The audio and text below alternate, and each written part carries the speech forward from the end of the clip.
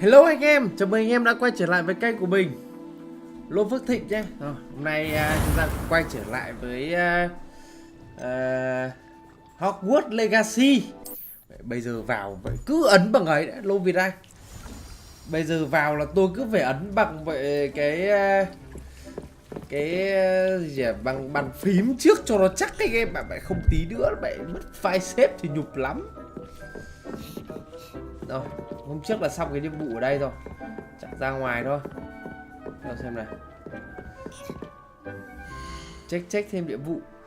Hôm nay chúng ta sẽ cố gắng chúng ta đuổi kịp. Đây, bóng ma tình yêu à? Rồi đâu. Thế thì làm gặp Sebastian thì chúng ta còn làm chúng ta còn lấy cái phép con Fingo. Phép đấy khá là ngon đây các bạn. Đó, thằng này nó đứng ở đâu đây? Lớp phòng chống nghệ thuật hắc ám à? Không phải. Đây.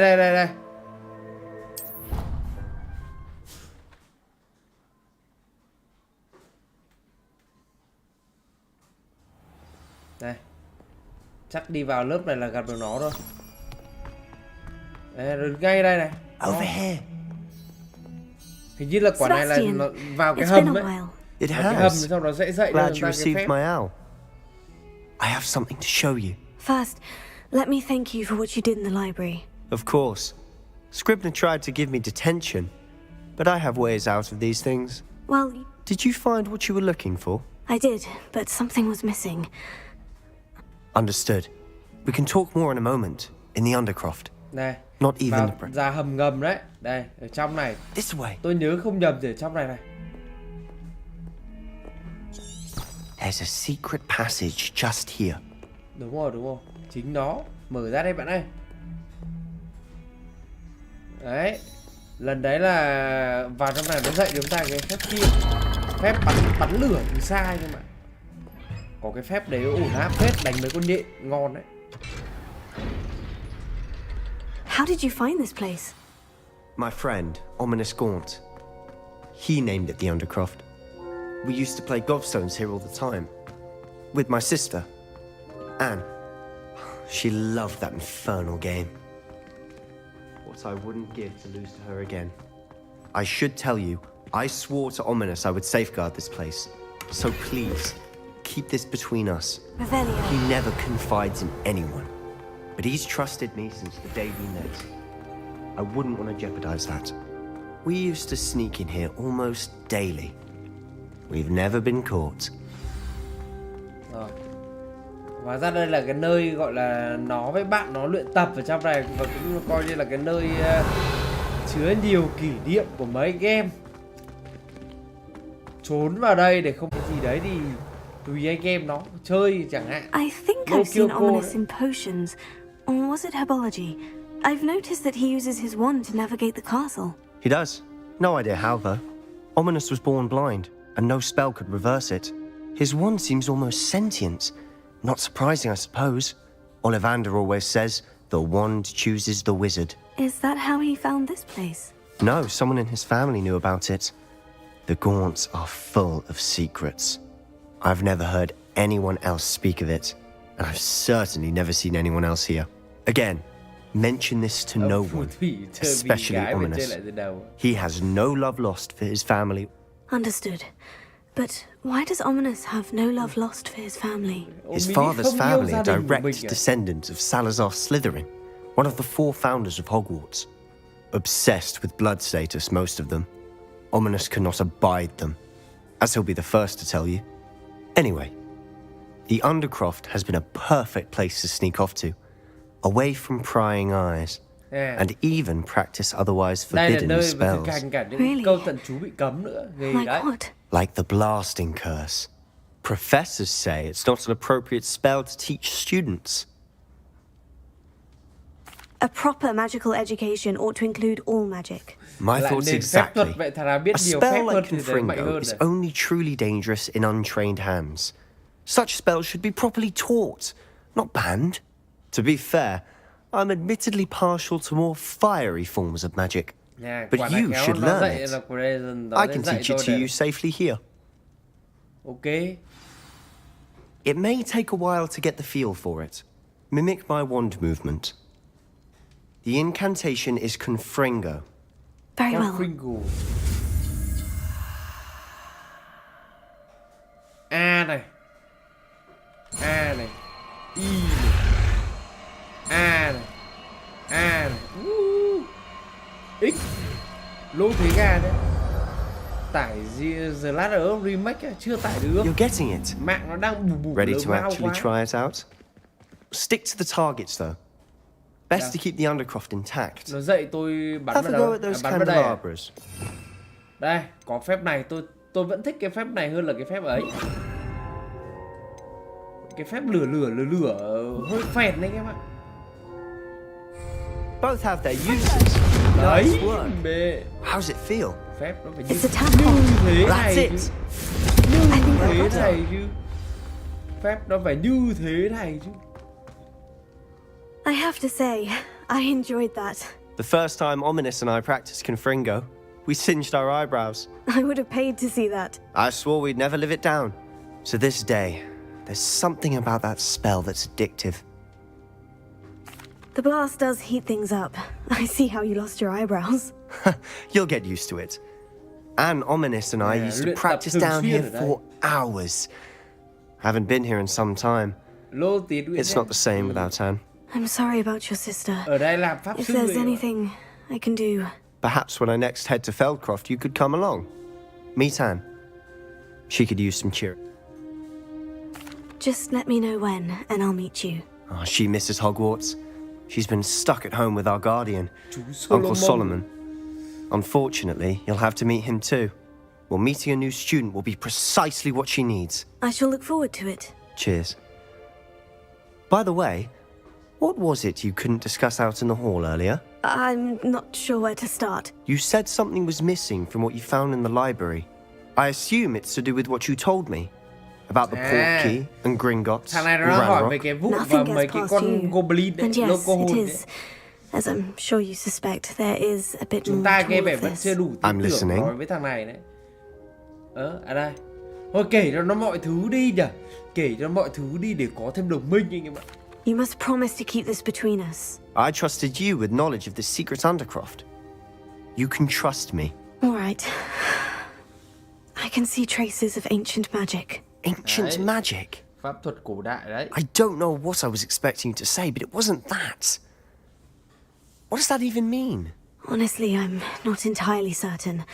All I know is that I can see whispers of an old magic that hardly anyone else can. Đấy, đúng là Fig and hào I quang nhân think vật that chính. Ranrock has somehow found a way to harness that magic's power. Are you telling me that goblins may be wielding some sort of wizard magic? That's what we're trying to find out. And this ability of yours, does it allow you to wield this magic too? I don't know. Well, when you do know, tell me. I've been studying archaic forms of magic for ages. Perhaps we can help each No, other. that's me. In the meantime, with both Rookwood and Ranrock after you, I suspect a bit more time practicing the blasting curses in order. Spend as much time here as you'd like. And remember, keep this place between us. Đấy, nói chung là giữ bí When mật I cái head nơi to này. Feldcroft, I'll send you an owl. Đấy, học được cái con Fingo rồi, thế là ngon rồi. Có cái phép này là ok đấy em.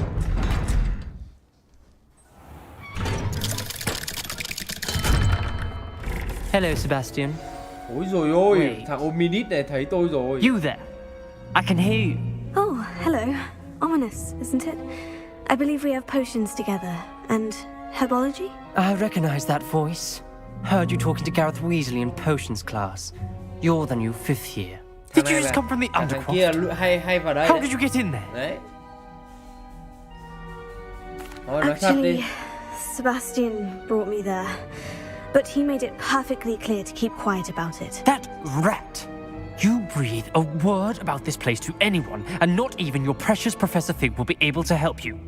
My father is friends with the headmaster, and I'm not afraid Anh to dạ, exploit thằng that này nó- connection if I need to. Nó định dùng vệ ấy, dùng vệ quyền lực của nó. Thằng này giống cái thằng gì tóc trắng, tóc vàng vàng ở trong Harry Potter nhỉ? Tôi không nhớ tên rồi. Trust me, Ominous. I won't say a word. Why should I trust you? You just betrayed Sebastian. Please, I was trying to defend him. He was clear that this was a secret place and I was to tell no one. He's a good friend. I don't need you to tell me about my oldest friend. Thank you very much. Ominous, I just meant... I know what you meant. Sebastian gets himself in enough trouble. He doesn't need your help. Cục thế. Sebastian is going to get an earful about this. Ồ, thế là ngu à? Vậy tôi nói thế cho nó thì nó biết mẹ đi, nhưng mà tại vì lúc đấy nói chuyện với tất cả cái thằng Ominid mà. Ra Ominid cả thằng kia, vậy hai thằng đấy nó xuống dưới cái chỗ đấy thì nói cho nó thì chả không sao đấy. Mẹ thì nó là giờ thành người xấu mẹ thôi.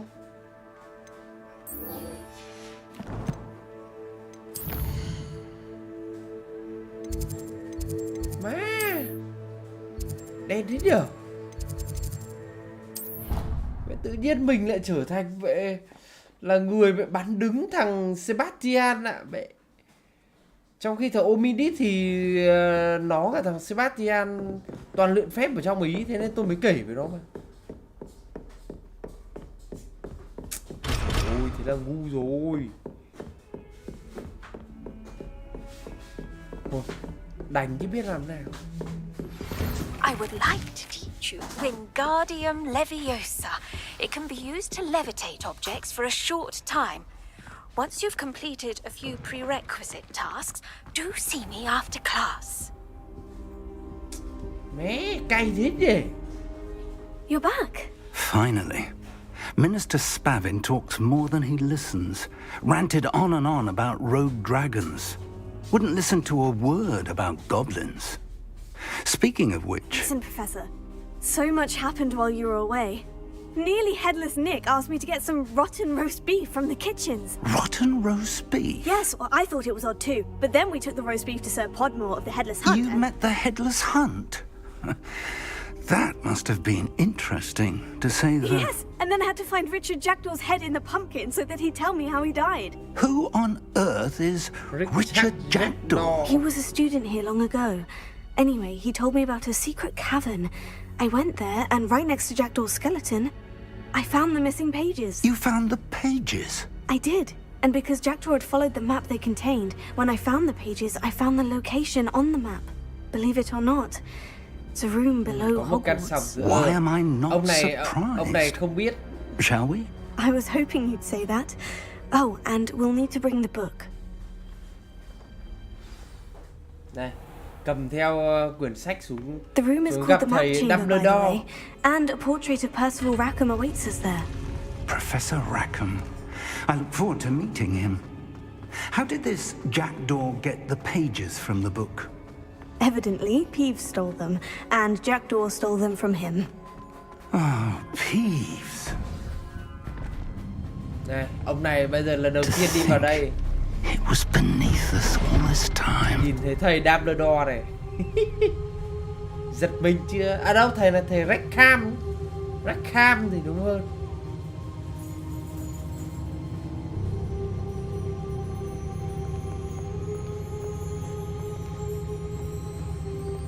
Chỗ ở đây có bị đổ không? Có anh em ạ. Ướt mưa, hôm nay mưa, không ai ra đá bóng là thành ra là thôi tôi nghỉ một hôm. Sau đó giãn cơ. This looks promising. Để vào đây. Úi dồi ôi.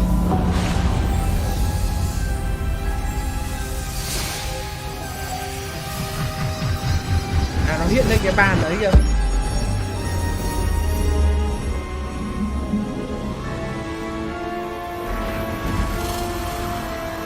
Loco hồn đấy. Nhầm. Mình ở Hà Nội. Tập trong nhà ấy đấy mà thôi. Tập kiểu nó hơi chán. A map. There's Hogsmeade. And over here, the Forbidden Forest. And of course, mai chắc mọi người lại ra lại là Magnificent. tập lại như bình thường rồi.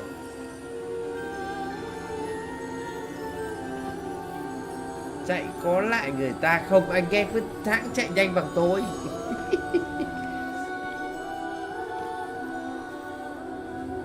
Lại hôm nào lại làm buổi offline đá You bóng. were here to see this.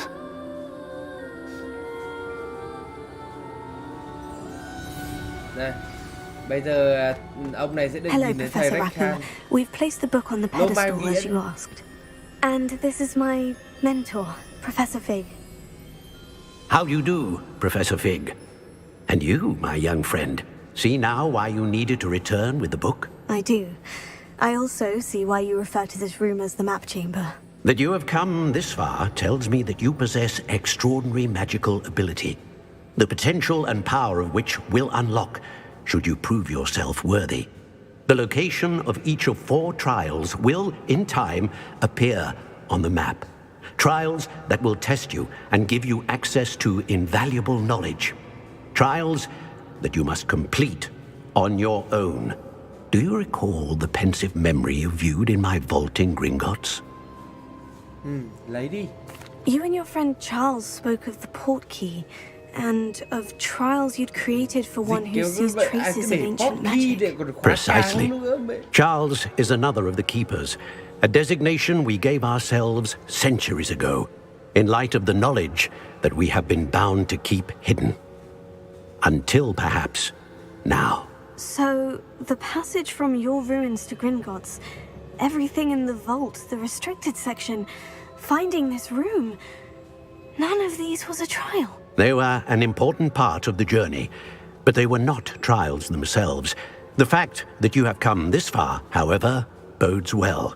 The trials were designed to ensure that the power and knowledge we have kept secret for so long does not fall into the wrong hands. They will test your abilities, both innate and learned. But of equal importance, everything you witness as you complete the trials will inform what you choose to do with all that we share. You will need patience. The trials have much to teach you. It will take time.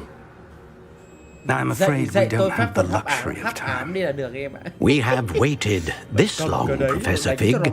Surely a few more. Respectfully, sir, while I do not know the secret you keep, I do know that our young friend here has seen traces of a powerful dark magic being wielded by goblin kind.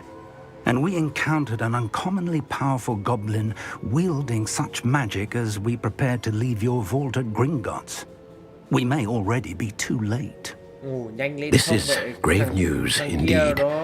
Young friend, do you trust Professor Fig? I do. Then, in the light of your considerable skill and all you have already accomplished, we shall begin. You will find the location of the first trial marked on the map below you. Whilst Professor Fig may assist you in locating the trials, they may be completed only by one with our ability. Shall we have a look?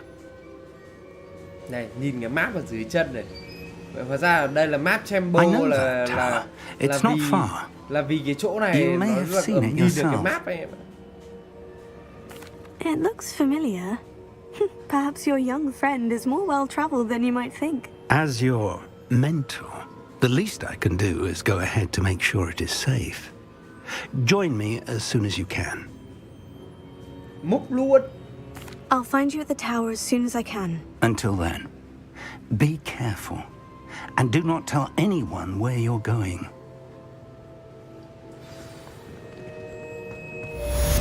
Đấy. Hình như là ra cái chỗ này này anh em ạ. Ra cái chỗ cục này này. Xa thế, ngoài bản đồ cơ à? Ôi rồi. Xa gớm.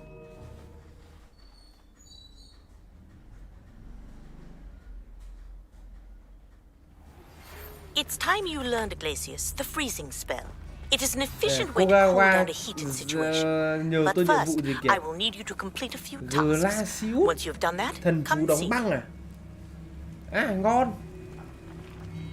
Đây, có thêm mấy cái nhiệm vụ mới. Đây. Depulso này. Ui. Cái nhiệm vụ này phải làm nổ bóng à? Ok, cái này thì chắc đơn giản thôi.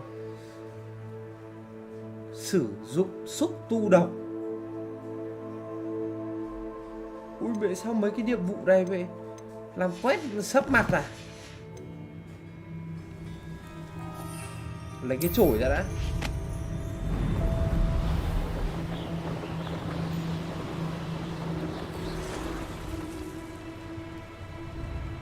Gì ấy? Tiếng gì ấy?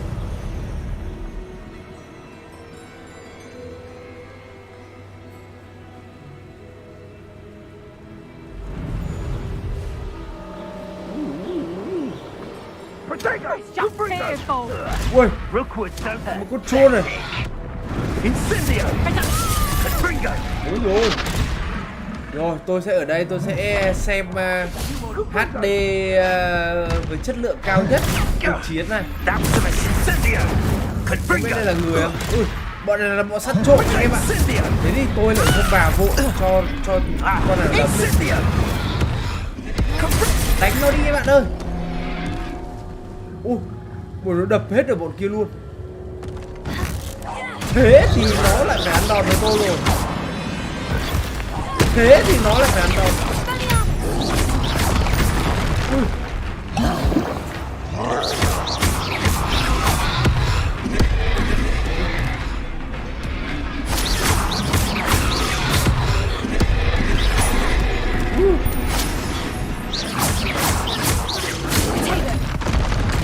Ui, mình nhầm rồi.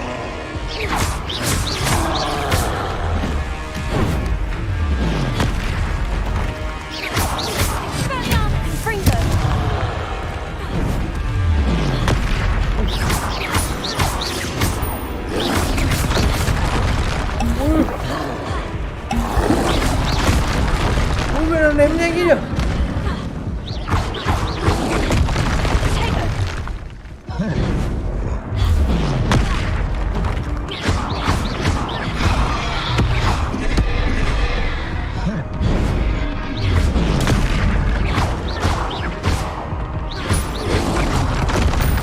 Ôi dồi ôi, con bê. Má, quả đấy vậy nó ném nhanh chứ nhỉ?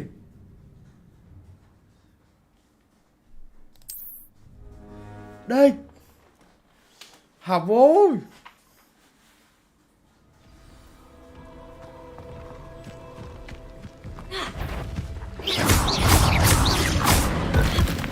Này thì ăn đi.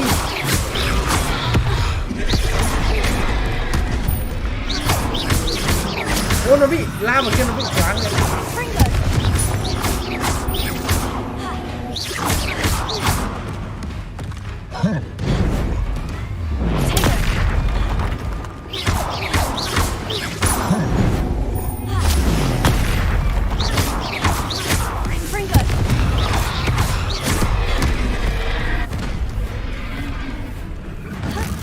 Cho nó đi cùng.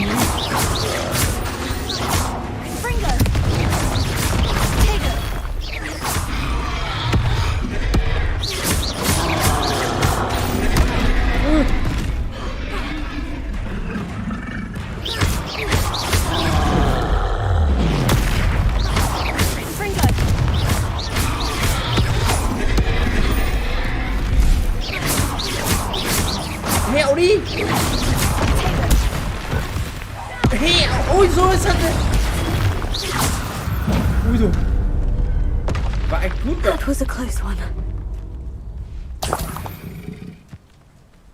Thánh drone.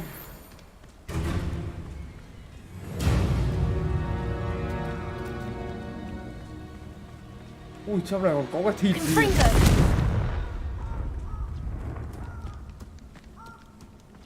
Revelio. Mẹ, có đã đấm kinh vãi.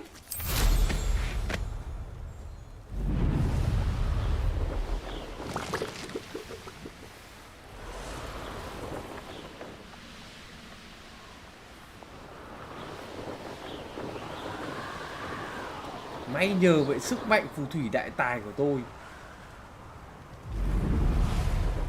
mà mọi thứ vẫn ok. Trong kia có cái hang kìa. Ở đây có điểm lưu luôn này.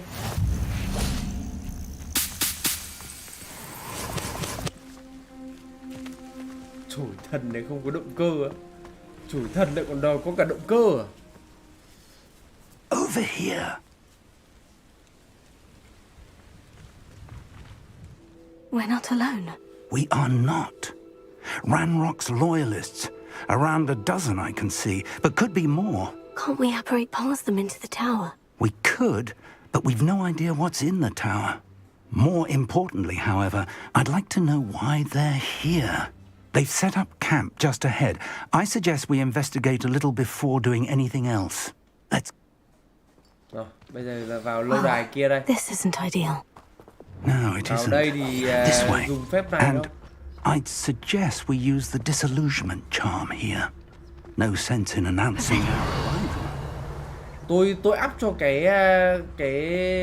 này cái gì nhỉ? Quickly now. Cái ẩn này của tôi ngon phết rồi đấy, thế nên là không sợ đâu. Cái ẩn này của tôi bây giờ xịn phết rồi. Chắc cứ vào và đập vào mồm nữa thôi. Stay hidden and cast Petrificus Totalus. Well done. Mấy cái thằng này vậy để tôi xử từng thằng một. Cái phép ẩn mình này của tôi bây giờ nó ngon phết rồi. Kéo đâu? Sao thằng này tinh thế? There must be something here. Ranrock said so.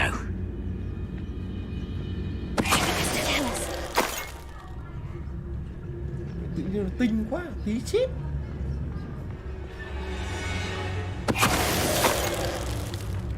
Cái này nó chỉ tính những đi đằng sau đây các bạn. Chúng ta mà... Ui ôi.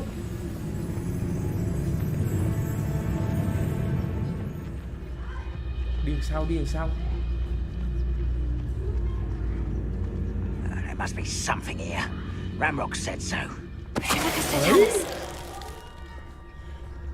Mẹ, xịn ngay từ từ. Áp thêm nữa. Tôi nhớ là có một cái phép nó gây ra một cái vụ nổ. Ô, cấp 22 mới được học anh em ạ.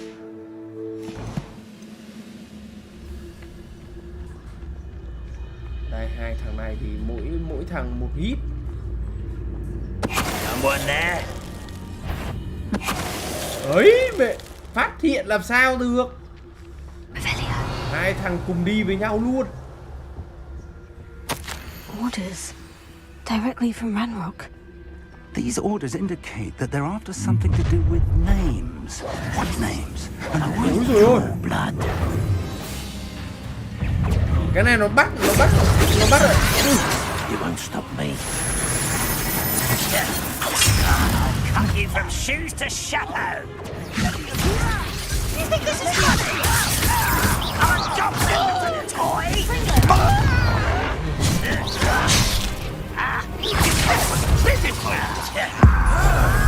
Sập. I won't rest.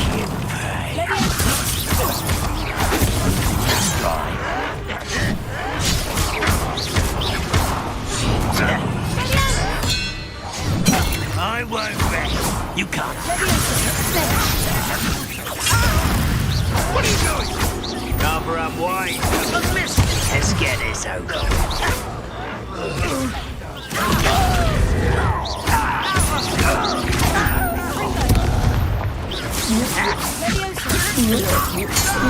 Này. Đấy, anh em thấy chưa? Đánh nó phải như thế. Đẳng cấp luôn. Đánh cứ như là về phim luôn đấy em ạ. Đỡ làm sao được. Nếu là giờ vẫn phải cầm cái áo khoác rách này để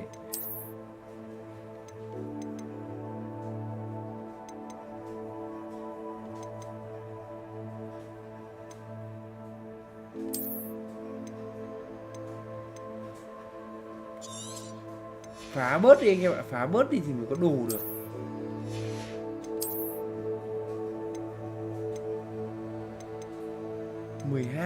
Cái này 14 này, cầm cái 14 đi. Đây. Bán bớt mấy cái không cần thiết. Ui, tăng sát thương đối với Gryffindor. À đúng, có quả vậy ngon nhỉ. Đâu, xem cái vũ đồ này. Gì đây? Găng tay tuyết rừng à?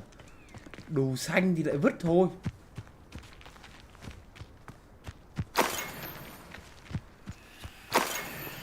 Đây, có máu này. Ngon. Máu với tiền đấy các bạn.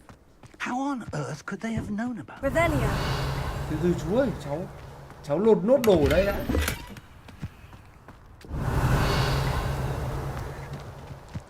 Can't imagine the goblins know about the trials.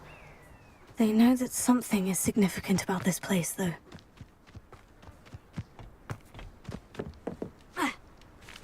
It's more than mere coincidence that we encountered Ranrock's loyalists here.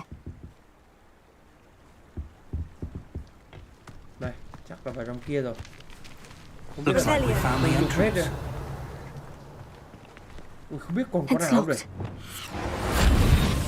Cái tàng hình trước cho chắc. An unlocking charm. Very handy. No time now, but if you don't learn it soon enough, we can work on it back at the castle. Bây giờ tàng hình là đam mê. Revelio. Dưới kia có đồ kia.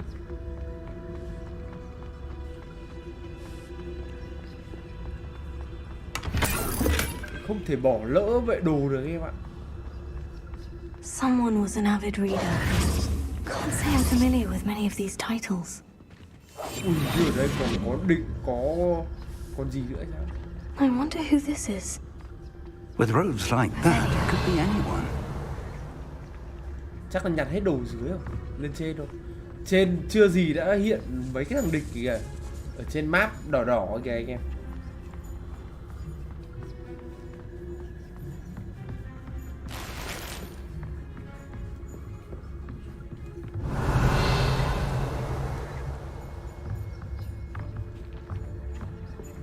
Chắc phải trèo lên nữa.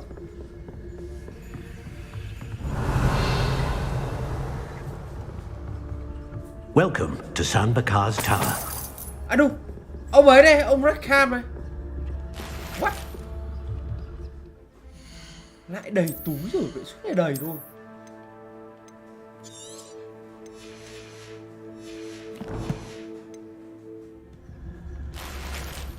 Đồ xanh à? Hello, Professor. Did you say Sanbakar's Tower? I did. Professor Bakar is a keeper you have yet to encounter. I'm glad to see that I was correct in presuming that we would meet again soon after our last encounter. Though I surmise, based on the commotion I heard, that you did not have an easy time getting to me. We did not, Professor. We encountered goblins outside the tower. That goblins were aware of my vault is disquieting enough.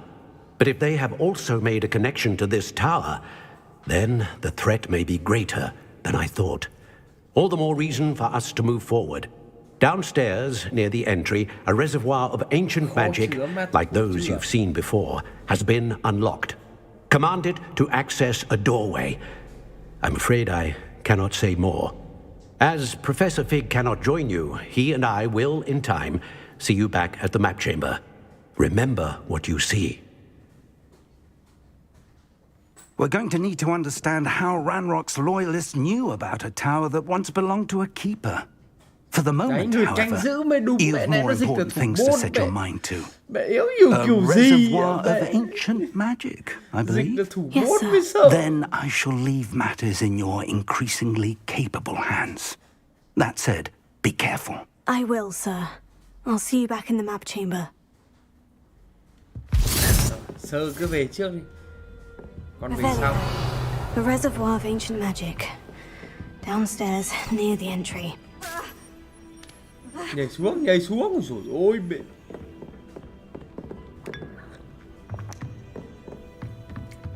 Vậy vẫn còn tinh thần để làm cốc cà phê ở đây mẹ. Ở đây.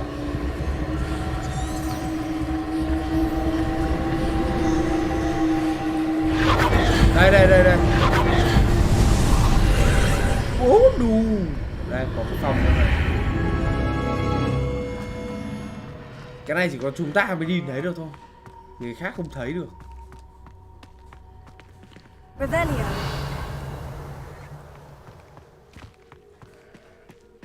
Gì đây? À đây nghe vẻ như là cái thử thách đầu tiên cho chúng ta đấy. Thử thách đầu tiên gọi là thử xem là cái khả năng của chúng ta ở đâu ấy. Ôi mà tôi chưa bán đồ. Yeah. Tí nữa ra một đống đồ thì hơi phí này. Đi đây. Revelio. Đi đấy. Lại xây cầu à?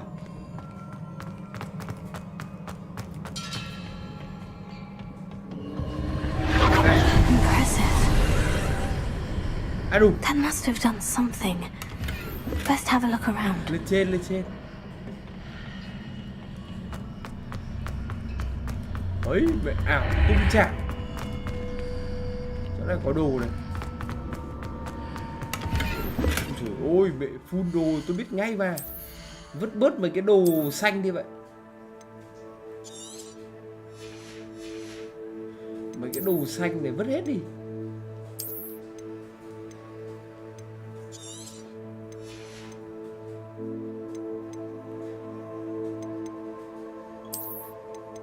Này.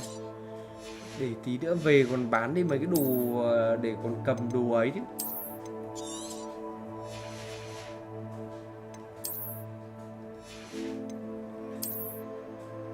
Này, đành phải vứt tạm mấy cái đồ xanh đây kia bạn.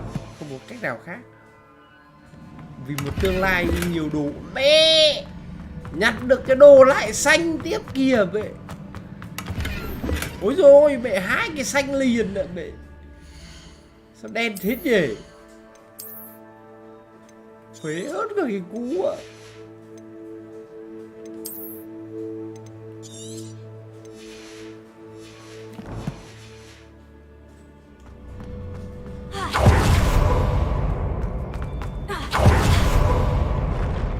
Ôi, cái gì đấy? À, vậy là đánh nhau rồi anh em ạ.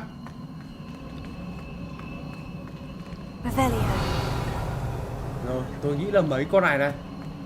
Chắc là lại mấy con này chứ gì đâu.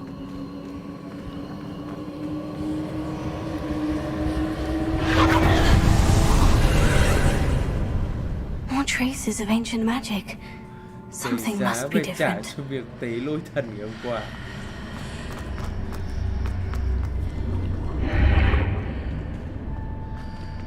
À đúng, và cái thế giới này nó có đồ luôn này.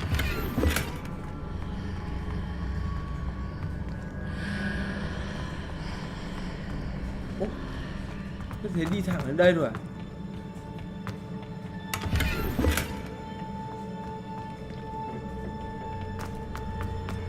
Đi thẳng lên hay sao á?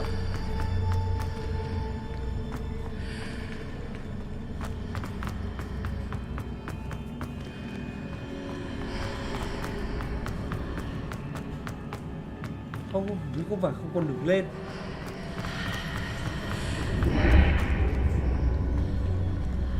À, cả Revelio. Hình như phải tìm thêm cái nữa hay sao? Ố, à đúng, trong này là có phòng nữa. Ảo ma Lazada thật đấy. Ui gì đây? Kiểu này là không giòn rồi đây này.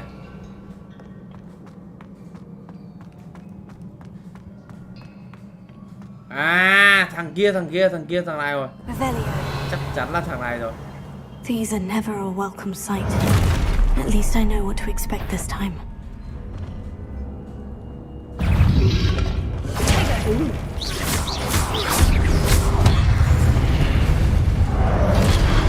Này thì ăn đi. Cho nó xuống đi.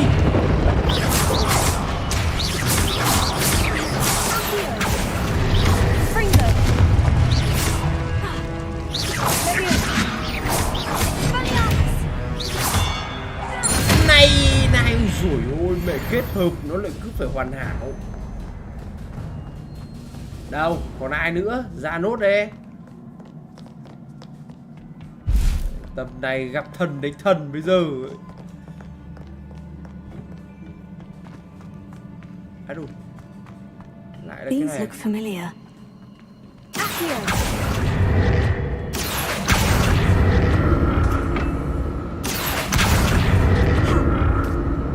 Cái này nếu mà tôi nhớ không nhầm thì hơi rắc rối đấy.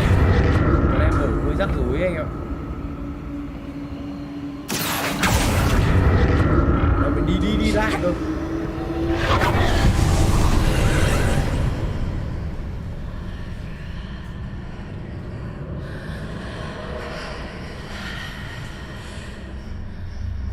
Xong còn vòng lên vòng xuống cơ. Hôm đấy chơi chỗ này là cũng mất khớ thời gian đấy. À đúng.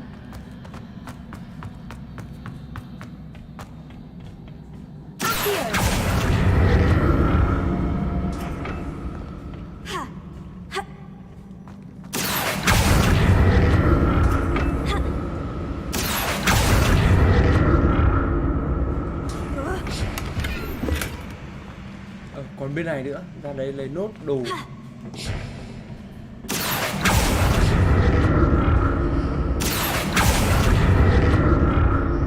Đi thuyền nhưng mà nó lạ lắm. Đây cũng gọi là thuyền đấy. What did that burst of magic do? Perhaps I should examine things from both sides of the archway. À phải ra kia anh ạ. Ra kia thì mình đi vào trong là được. Còn vì cái chỗ này nó đi ra chiều không gian khác. Nó đảo không gian liên tục mà. Tôi phải bán bớt mấy cái đồ vừa linh tinh vừa nhặt lại. Một cái đồ cùi phải bán ngay.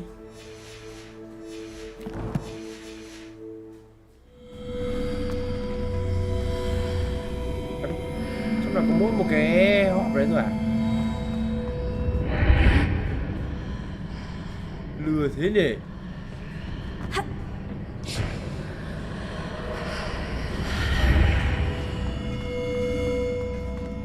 What? The room changes when I move in and out of the archway.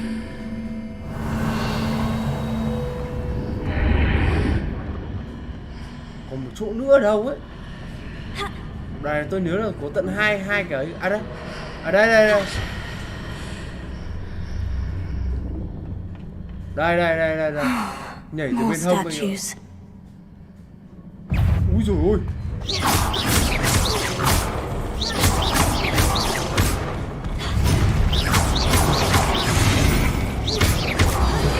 Ăn đi.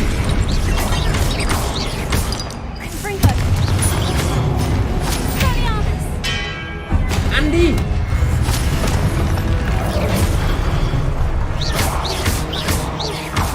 Dính đi.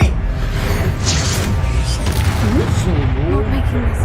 Này ma thuật hắc ám đấy. Đỡ làm sao được.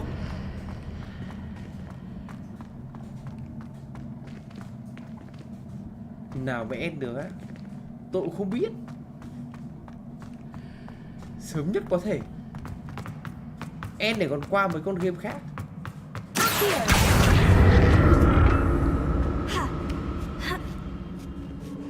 I presume I'm looking for traces of ancient Chưa gì nó magic. đã dẫn tôi ra cái But where?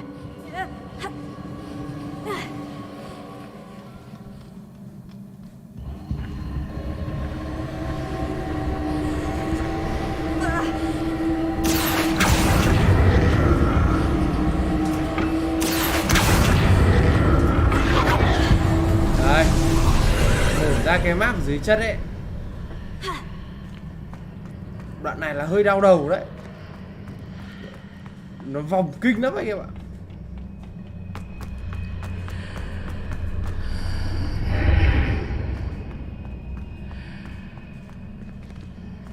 Từ từ tôi đã chưa nhớ là đoạn này tôi làm nào mà hình như là đưa cái này qua. Đưa cái này kiểu gì qua ấy.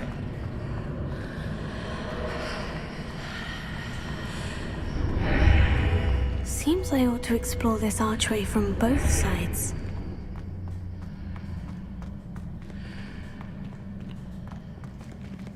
Bây giờ phải đưa nó qua được cái này cơ. Chắc chắn là có một cái cách gì ấy.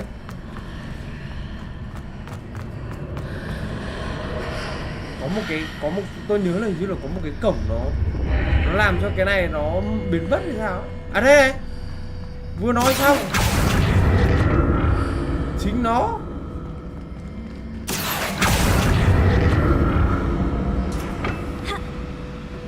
What did that burst of magic change on both sides of the archway? Something must be different. Từ từ xuống dưới này, xuống đây kéo, xuống đây kéo nó về bên kia, đi sang bên này. Rồi, đây, nó về đây là được rồi. Tôi nghĩ là nó về đây là ok.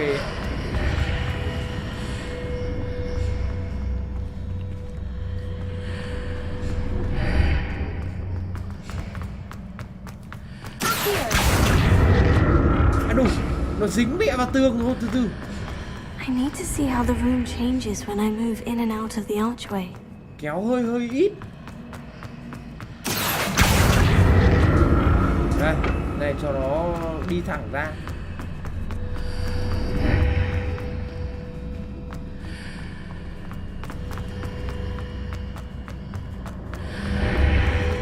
Đấy.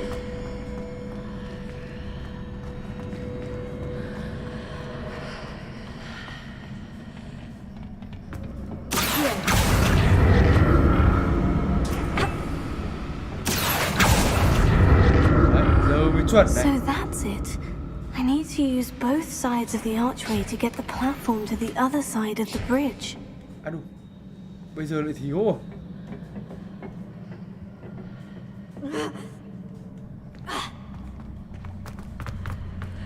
Cái này chỉ chuột cho cái nhặt vừa xong thôi. Rồi để cho nó hiện lại cái ấy này. Đây đây, đây mới chuột này. Đây mới chính xác. Để đây kìa. Ơ, tôi vừa nhìn thấy cái ấy cơ mà. Đâu ấy? So that's it. I need to use both sides of the archway to get the platform to the other side of the bridge. Ơ.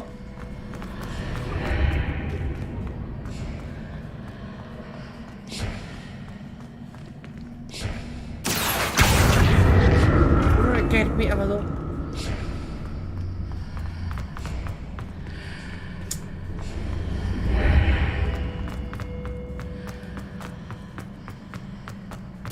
Cái này hơi rắc rối tí ấy các bạn.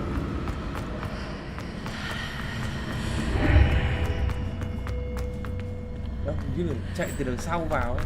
So that's it. I need to use both sides of the archway to get the platform to the other side of the bridge. Ơ, sao tôi vừa nhìn thấy cái kia cơ mà để.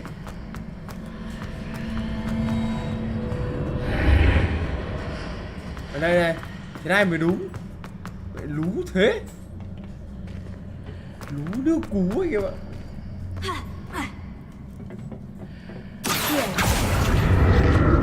Bây giờ mới chuẩn này.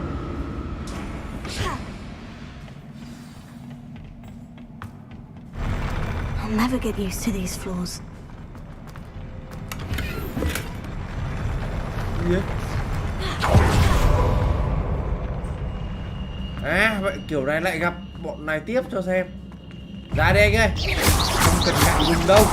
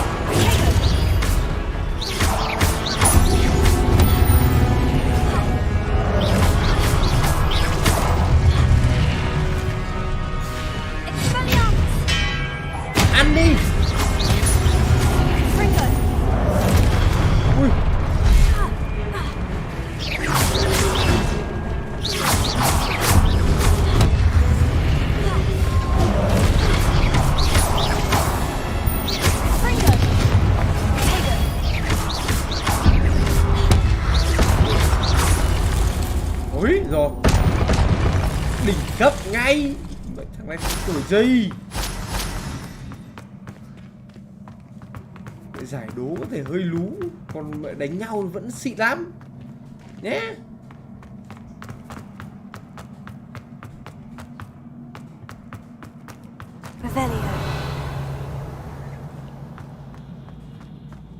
Hôm nãy thấy bảo là có cái nước ở đây đâu mà để.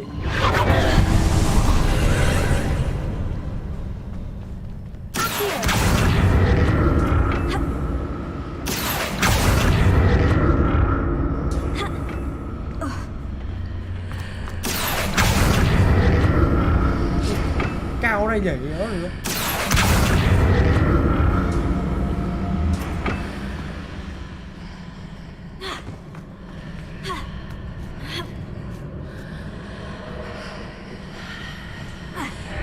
Ui ôi, tí thì ngã.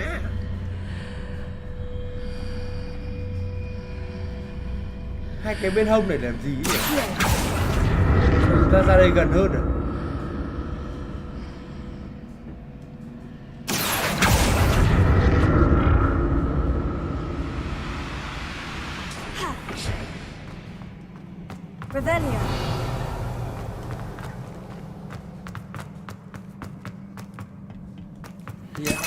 À đúng, 2 bình máu luôn. Cũng ngon. Đằng nào cũng chả dùng. Ôi, có hòm xịn đây. Ui mẹ, nó mở sẵn mẹ như kiểu nghênh đón mẹ vị tân vương ấy. Xóa bớt cái này đi đã, nhớ có đồ nhặt còn biết đường. Ui dồi ôi, 5 bình máu à, mẹ tưởng cái gì. Gì đây? Này nghe mùi không giòn lắm. Ui.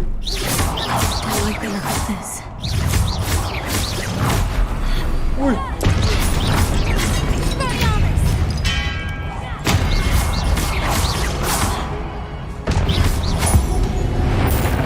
Một giọt, 2 giọt.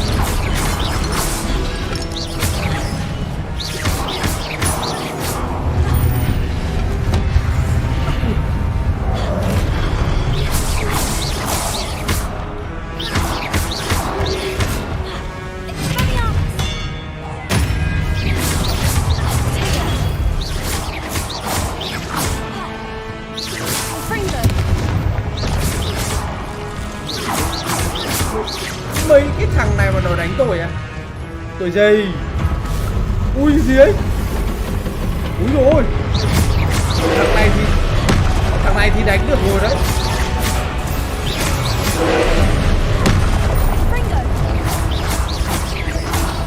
Hai cây máu liền đấy.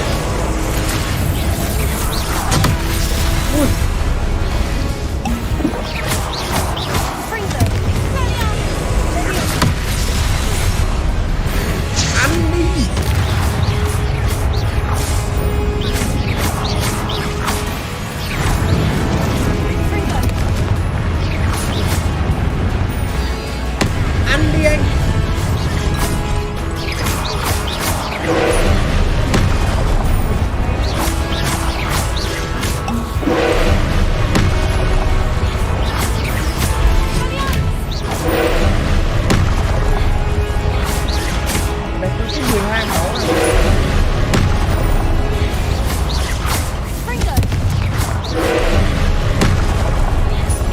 Hơi dễ đấy.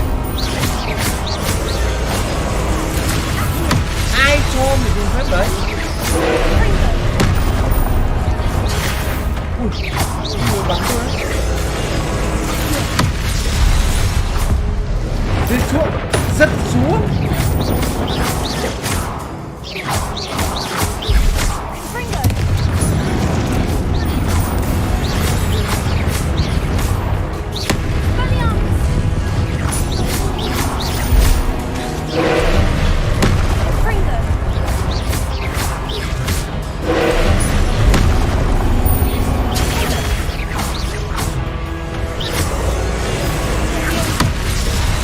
Rất suốt.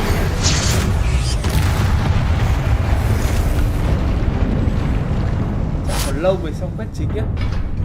Như này là khéo đang gần bằng lần trước rồi đấy, gần bằng lần trước rồi. Lần trước mất 8-9 buổi để đến được những cái đoạn như này. Và bây giờ chúng ta đã coi như là tôi nghĩ là đang đuổi kịp rồi đấy.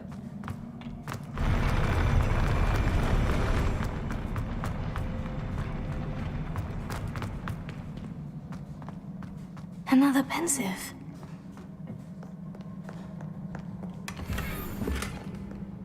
Gần như là chúng ta đã đuổi kịp bên kia rồi đấy. Tôi cũng nhớ là lần trước chúng ta chơi đến khoảng sau quét này thì phải. Đây, xem ký ức của ông Khám. Ông bị khóc rồi rơi nước mắt xuống này.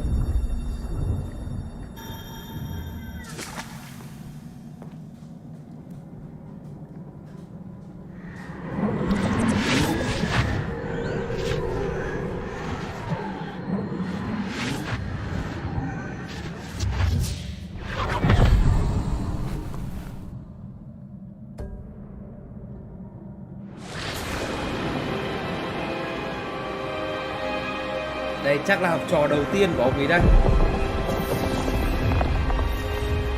Ấy giả ghê được. Phép thuật đất kinh đấy.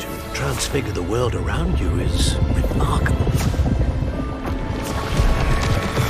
Đã đủ khét. What is it? Thích thì mình tạo thôi. My father isn't getting better. À, hồi phục sau cái chết của anh trai. Lại một câu chuyện đắt rồi. It is agonizing to see those we love suffer. The drought was years ago, but the pain of losing him is as deep for him now as if it had happened only yesterday. He doesn't need pretty pillars, he needs peace. What if I could help him, Professor? You do so much for your father already. It's not enough. I want to take away his pain. Thế làm sao được? It is tempting, I know, to use this magic that you're mastering to transfigure more than the physical world. But human emotion is a potent force unto itself. Even the most well-meaning and competent witch cannot possibly know the consequences of irrevocably manipulating it. So I'm to watch as my father's pain destroys him. It is not your pain to take.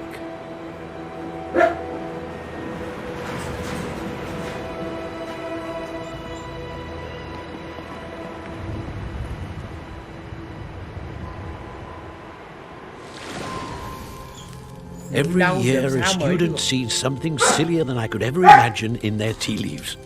Oh, Miss Morganach, welcome back to Hogwarts, Professor. That's going to take some getting used to. Professor Rickwood? I was so pleased to hear that you'd accepted the position of Defense Against the Dark Arts, Professor. Sit, Isadora. Tell us about your travels. I was actually hoping that you and the others might join me at my home this evening. There's much I'd like to share with you. That would be delightful. We shall let the others know. Very well. I shall see you then.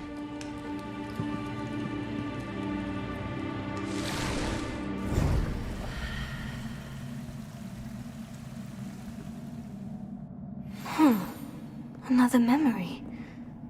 Now to find a way out of here. Con tuất nhà tôi nó lại nhìn được con chuột đấy các bạn. That must be the way back to the map chamber. Revelio.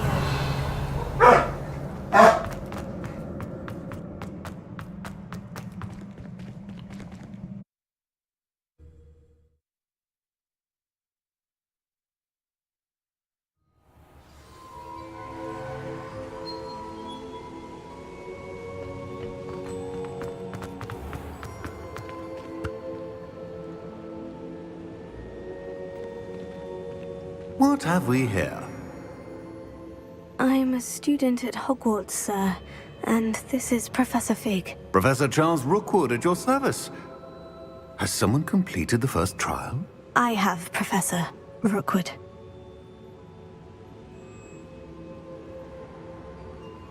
We saw you in the Pensive in Gringotts. with Professor Rackham. Indeed.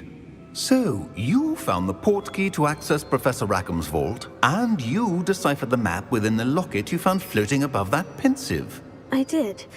I found something that I can't identify floating above the last pensive. Ah, yes.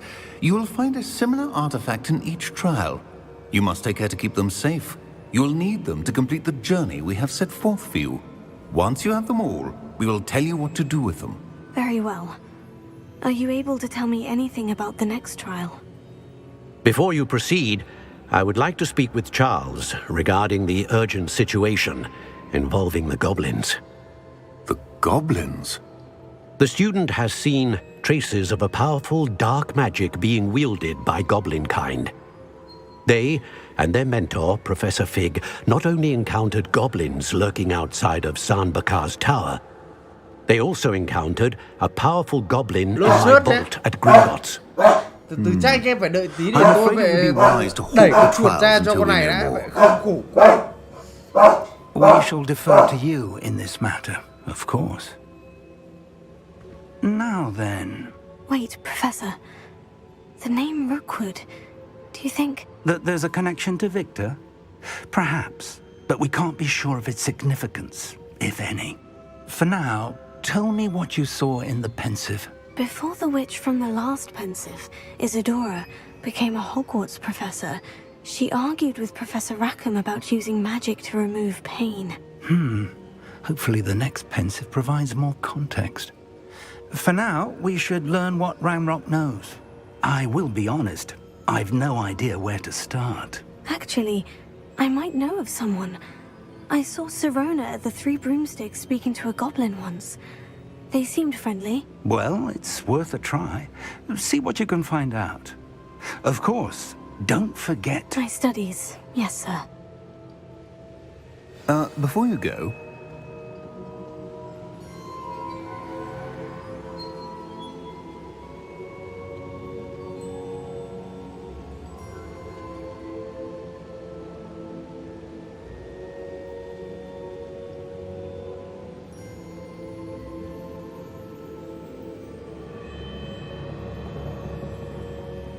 Mẹ khổ vãi. Có con chuột mà cứ sủa loạn cả lên. Tức thế nhỉ. Professor? Have you encountered swirling traces of magic in the world? Aside from those along our path? Not that I recall. What are they? Evidence of the Keeper's efforts to manipulate the power of ancient magic during our time. If I am correct, and I usually am, you should be able to use them to inform and enhance your own magic. Thank you, sir. I will look out for them. Rồi, vậy là nghe vẻ như là chúng ta đã mấy ông kia đã biết được là cái thằng Goblin đấy nó cũng dùng được phép thuật. Nói chung mà bọn Goblin ở trong cái thế giới này là một bọn kiểu giống như kiểu Goblin Slayer ấy, là mấy cái bọn con cấp thấp ấy. Nên là cái việc dùng phép thuật là nó hơi ảo ma. Đây đúng rồi. Ôi cái gì đấy, sao quần áo vậy, cái gì thế này? What? Vậy sao cái váy nó lại tóc bẹ lên đây? Rồi, tôi nhớ không nhầm thì hình như là đoạn này là bằng gần như là bằng với lần trước rồi đấy. Về tiến độ quét.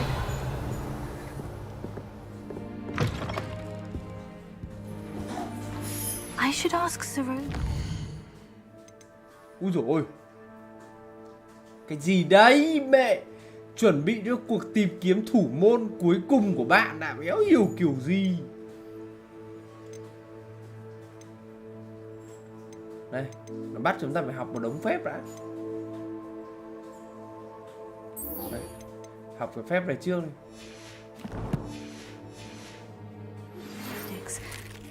I've got spectacular news.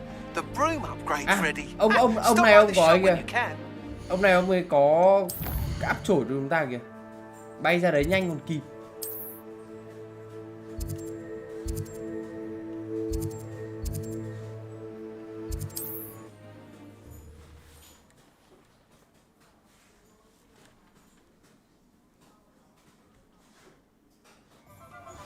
I hope you will come and see me about a pressing and highly confidential matter at your earliest convenience. I believe that we may be able to help. Revelio. Please see me after class once you have completed the tasks I've set for you. Ông phải cho chúng ta I upgrade would đây. like to teach you Descendo.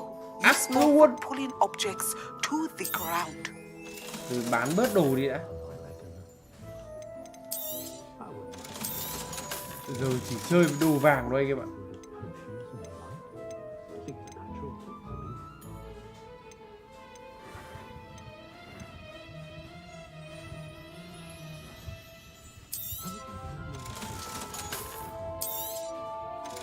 Đấy, giờ chỉ chơi với mấy cái đồ vàng thôi.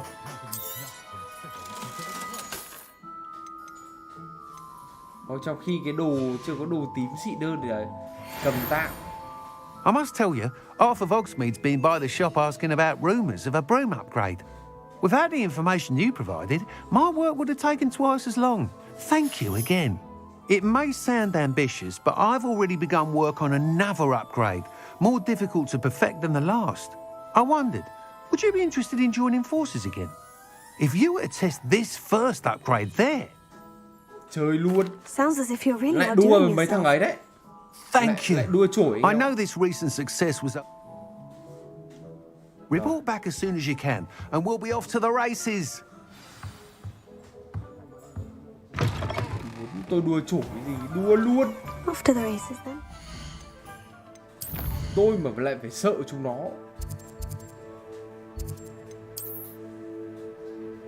Cái nhiệm vụ đấy ở trong... nhiệm vụ từ từ là cái nhiệm vụ đua chổi đó.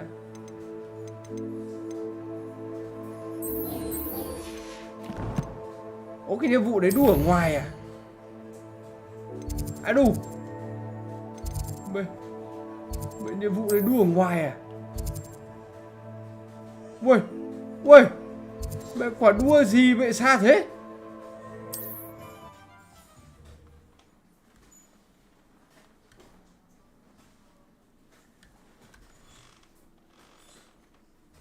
Wonder who lives here.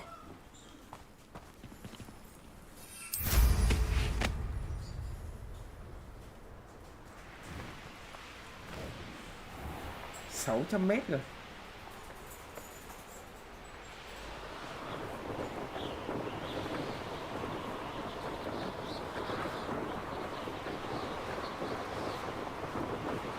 Lần bắt tôi phải đuôi nó xa thế để.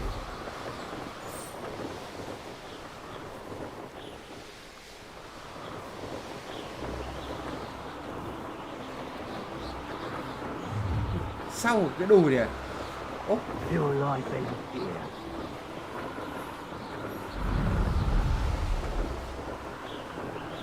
À đủ. Quả đua vậy lên núi đua luôn. Here we are. Mr. Weeks wasn't wrong about the mountain views. If it isn't the fastest Gryffindor. Ui, vậy chỗ này cho đua vậy tít ở ngoài trời luôn à? Xịn đấy. I'd like to send out. Hello, Melda. So, another trial? Of course it's another trial. And you'd better be taking part. Does this mean you've changed your mind about me? Well, you're a step up from the good-for-nothings who usually challenge me. Well, they sit around and hope to be the best. I put in hours of practice. No one sets records by wishing for them. And I need strong competition to stay on top of my game. Are you going to try to beat my flying record or... I'm ready to fly. Finally, a decent challenge.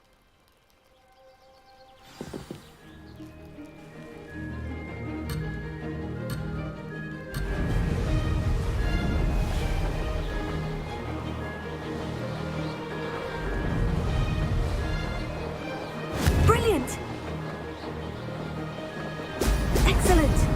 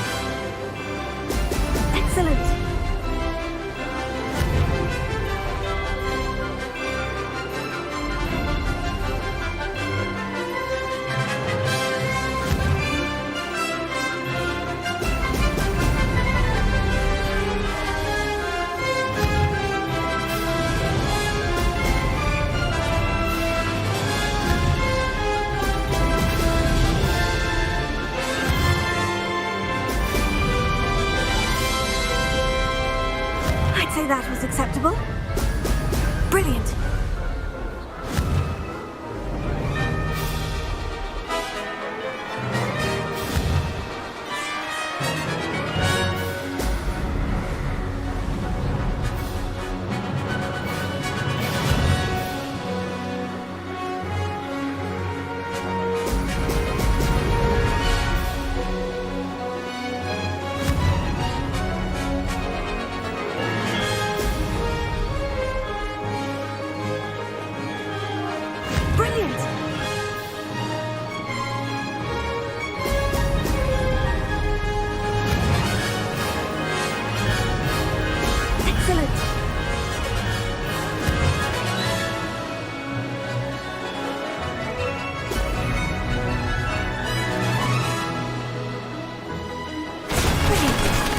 Đấy, tuổi gì ăn được tôi mẹ. Đấy, mẹ láo à.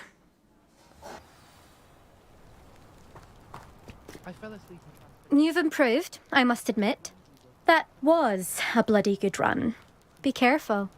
Earn a reputation for talent around here, and some people get put out about it. Sounds like you're speaking from experience. Yes, well, I am. Anyway, you didn't do abysmally. I can't deny that. But you'll not have the same luck on the South Coast course. We'll see, won't we? Till next time. I half expected you to back down. Rest on your laurels. See you at the South Coast trial, if you don't lose your nerve. To race this course again, visit the podium with the leaderboard, where you can start the race and check your time. Honestly,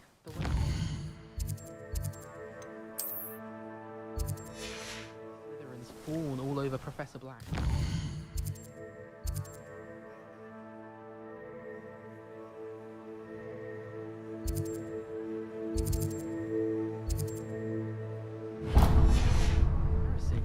Even he. Đã đủ ngay gần cái làng.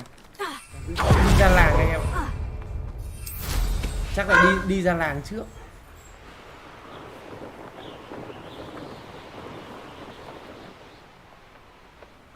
This looks intriguing. Revelio. Has there ever been a vampire? Elsa. Who's that?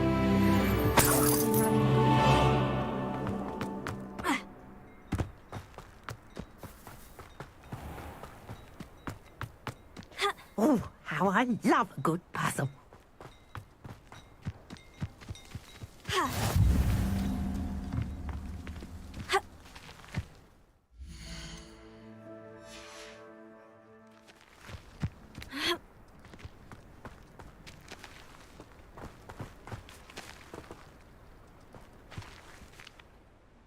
Excuse me, madam. I thought I heard you say something.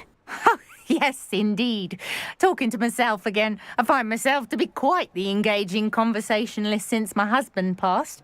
Madam Althea Twiddle, pleased to meet you. Nice to meet you too, Madam Twiddle. You know, you might be interested in this. You young people love this sort of thing. My husband often ruminated on the mysterious statue just outside our hamlet. Some sort of... I stumbled upon it today when I had a burst of energy and extended my morning... An archaic puzzle. Sounds fascinating. You see, I suspected you'd be interested, and wait till I tell you about the rumours surrounding this particular puzzle. My husband Greville insisted that solving the puzzle would reveal a magical challenge of sorts. The man was intrigued by everything. He was about to try and solve it himself when... Perhaps you could take a look. I'd be rather interested to hear what, if anything, you find. If I happen to see it, I'll have a look. Ah,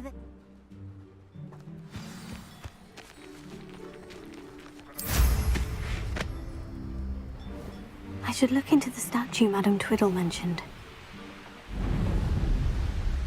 What do you have in store for me this time?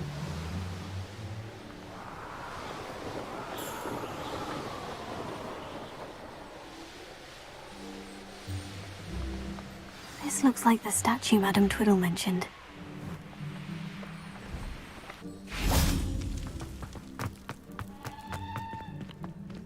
Why are there so many vases around here?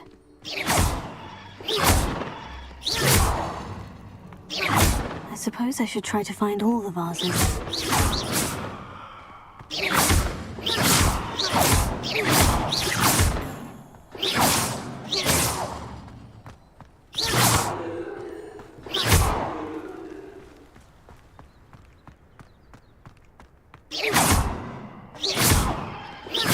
I think there should only be a few more vases.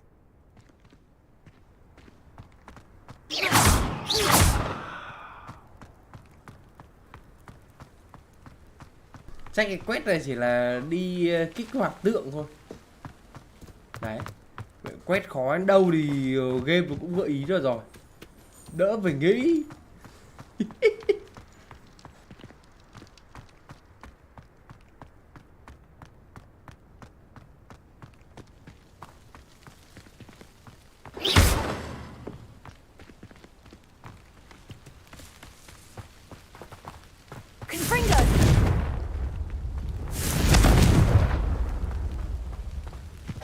I'm nearly finished.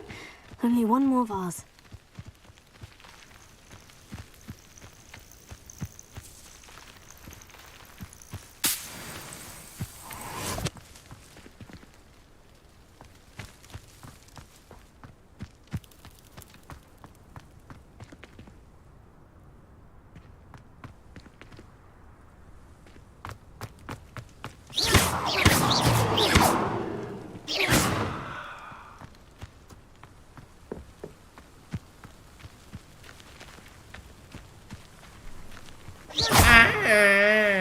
Đây rồi.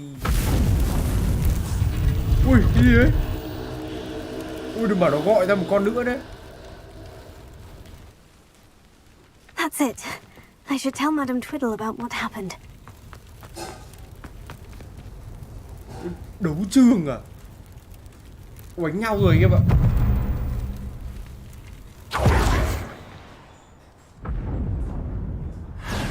À đủ, gì đấy?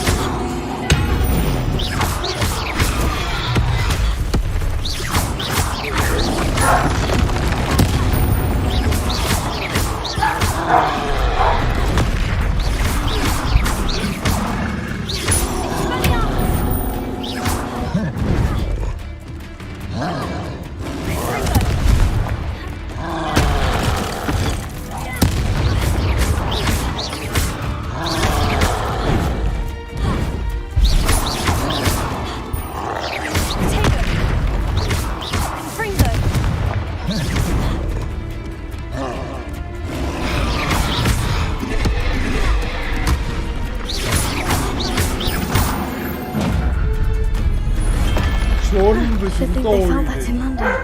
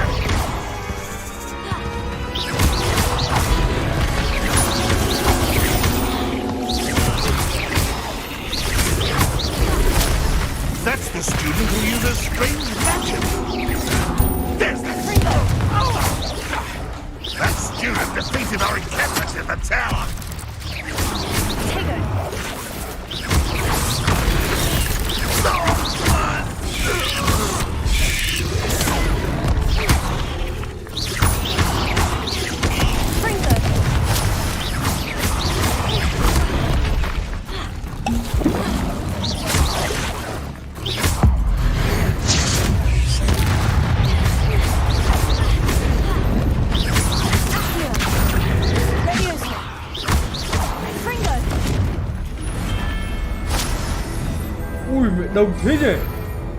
Càng lúc càng khỏe.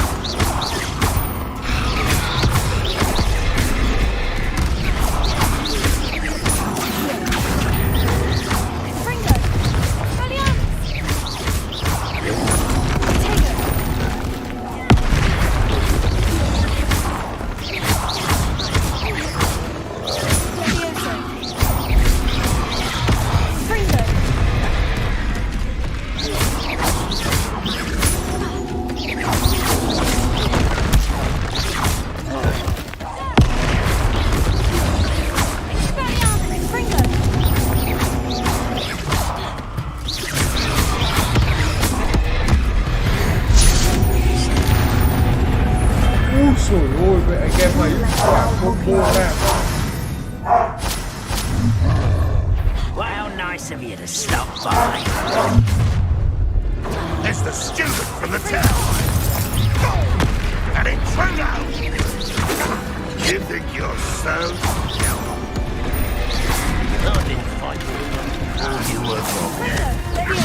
This is sad. Really, it is. I didn't quite get it. I'll bury you in the deepest hole.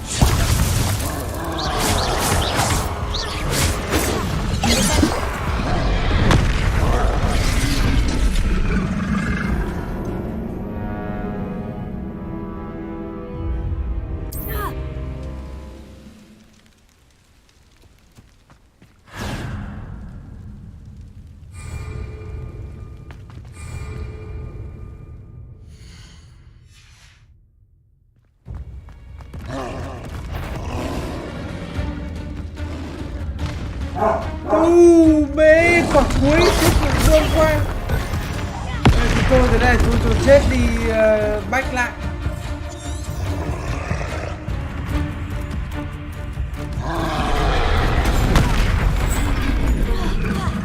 Chưa đủ đồ anh em ạ, đồ tôi ít quá. Đấm vậy.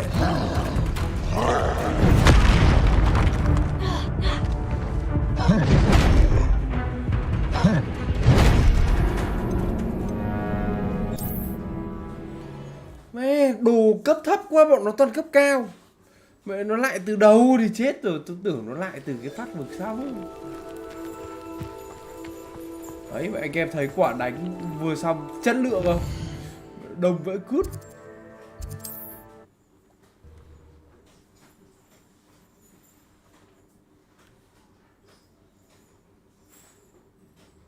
Lại từ đầu thì chịu rồi.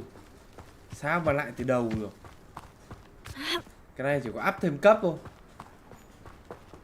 Tôi cấp 16 bọn kia càng vừa đốc vừa nhiều. The statue was part of a puzzle. Oh, really? How exciting!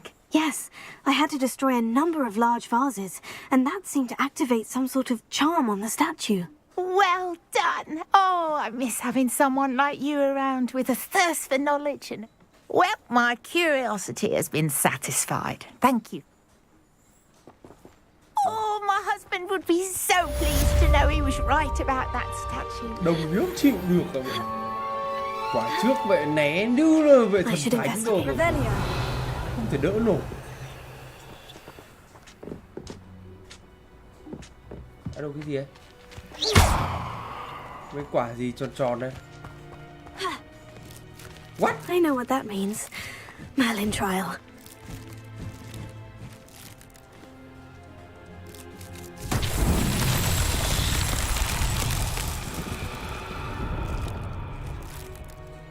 Revelio. Đời heo, đừng ở đánh con mấy kia đấy.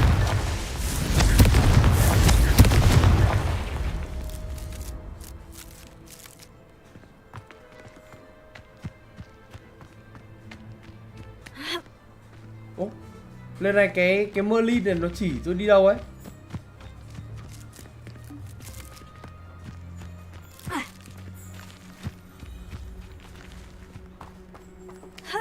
Mọi lần là cái Merlin là bắn lửa vào ấy các bạn, nhưng mà lần này không thấy có cái gì.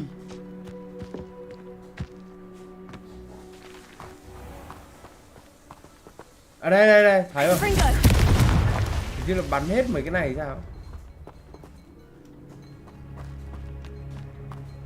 Quanh làng à?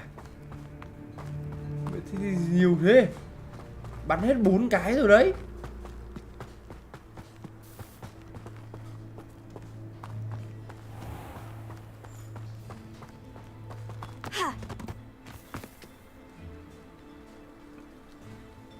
Đừng bảo còn cái thứ 5 với nhá.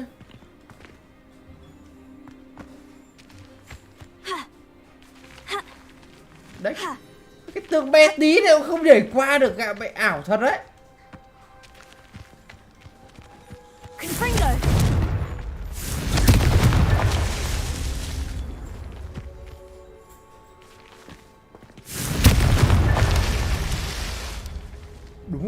Đúng là cái đấy là thử thách rồi ạ. Lô vi đệ bảo đấy.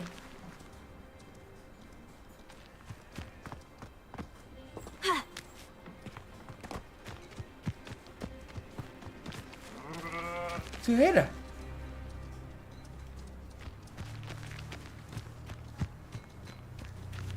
Còn cái quả ở đâu đấy?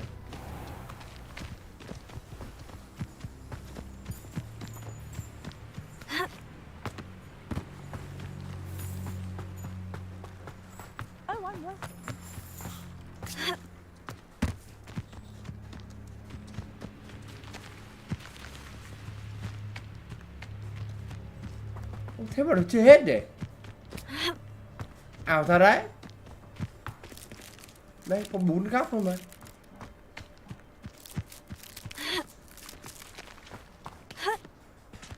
Giảm với nhiều á, vẫn như hôm qua thôi.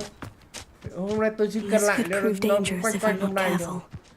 Tại hôm nay không đi tập thì chắc là nó cũng không tăng mà cũng không giảm nhiều.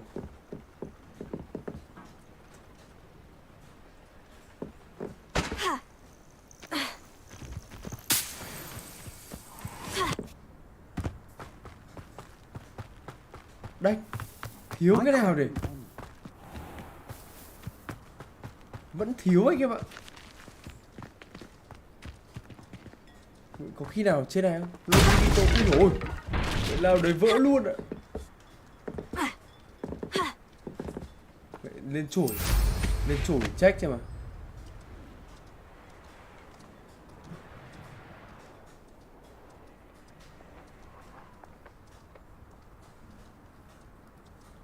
Quanh đây bắn hết rồi mà.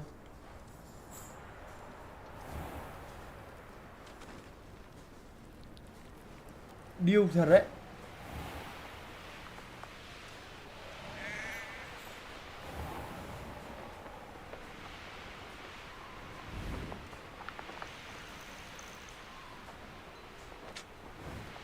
À đây. Ui dồi ôi mẹ ơi, trên này các bạn.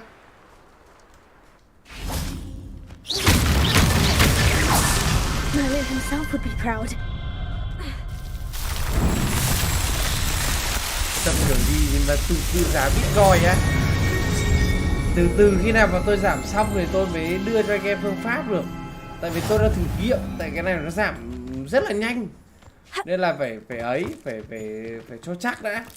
Cơ thể tôi nó không sao đã. Chứ còn không phải đưa đến anh em xong anh em gất bẹ ra đấy thì chết à.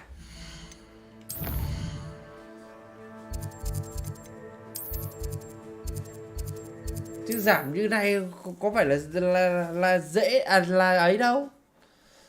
Nhanh quá luôn. Does it get any more cozy than Hogsmeade?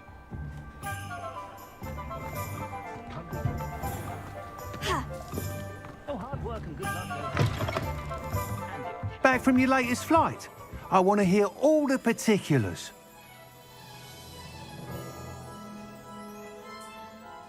Mua đâu?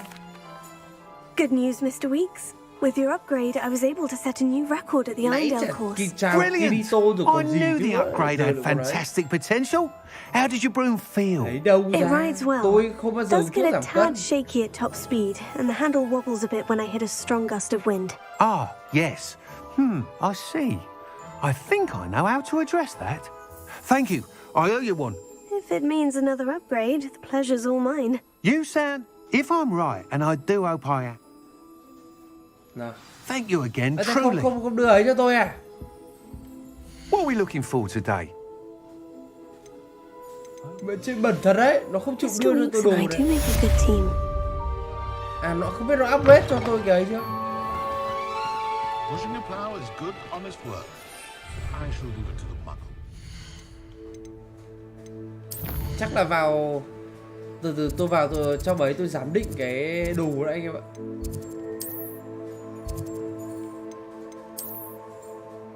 Đây. Chỗ giám định cái đồ ở đâu nhỉ? Chết rồi, tôi không nhớ anh em ạ. Chỗ nào được? Phòng bí mật à? Đây. Phòng yêu cầu đây. Đây, may quá nó cho chúng ta thông tin. Đây, vào đây giám định đồ cái. Đấy, cái khăn xịn của tôi.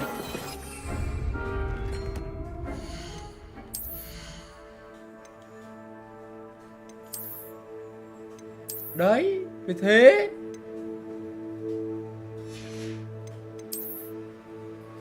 Đây, cái này cũng đổi luôn. Đấy, bộ này trông đẹp hơn cái bộ cũ. Cái bộ cũ nhìn như là bệ. Cầm tạm cái mũ ấy kìa bạn. Biết là hơi xấu nhưng mà nó khỏe.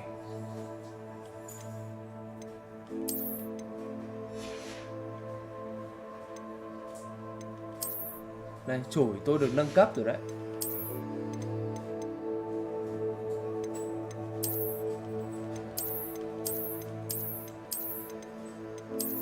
Tôi thì tôi vẫn thích có cái viên ngọc ở dưới này.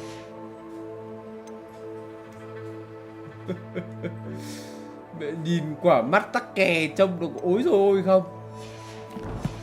Được cái nó khỏe đấy mà. Mà hình như là tôi nhớ là đến đoạn này là nó phải cho tôi ấy rồi chứ để.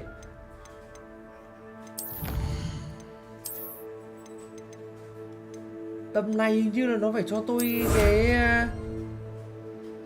Nó phải cho tôi cái gì nhỉ? Có hai cái đồ mới đây.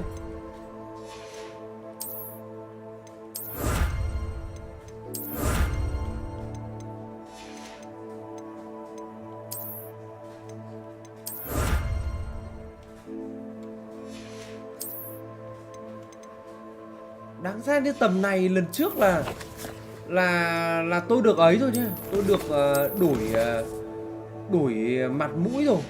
Nó cho tôi được quyền đổi anh em ạ.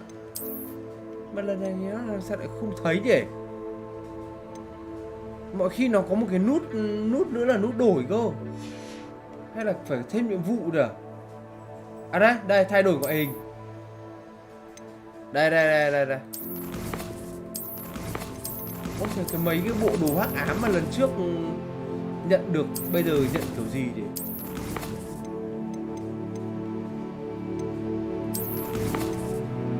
tôi xem nào.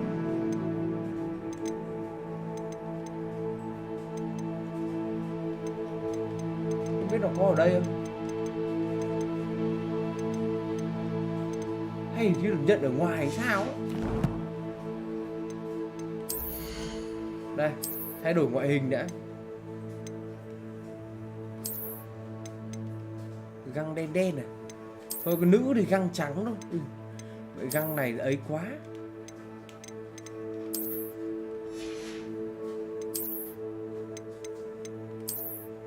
À, đây này. Đây có sẵn mấy cái đồ ấy rồi.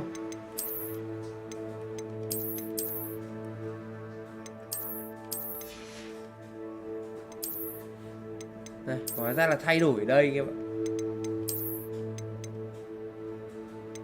Thôi, khỏi đeo kính đi.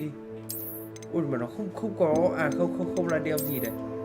Đấy, tóc tiếc là cũng không ấy nốt luôn. Đấy, thế nó mới giống con gái nhá. Đồ cho nữ xấu đấy để. Mũ pháp thuật này thì thôi. Vậy là quả đội mũ giáp này chất đấy. Đây bây giờ mới chuẩn game thời trang này.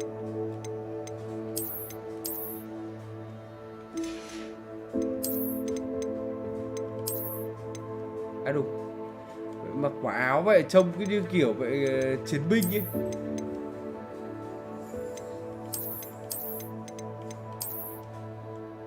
Đây. Bộ này trông cũng hắc ám đấy. Được.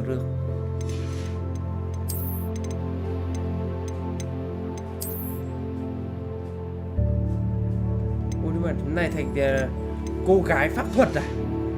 Hay là làm quả ấy nhỉ? Làm quả về phun giáp, đóng phun giáp anh em ạ.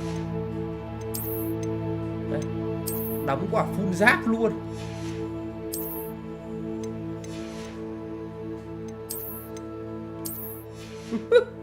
Đây, đóng quả phun mẹ giáp luôn. Mà thôi thế thì lại mất cái chất nữ để.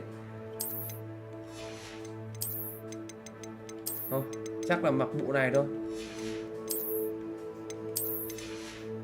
Mà bộ này dành cho nam đẹp hơn, nữ mặc hơi xấu để.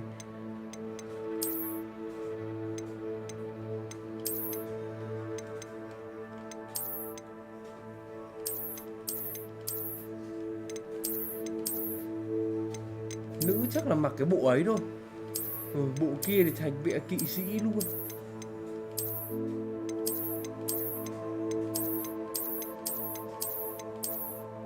Đây, thì tôi thấy là bộ này được này.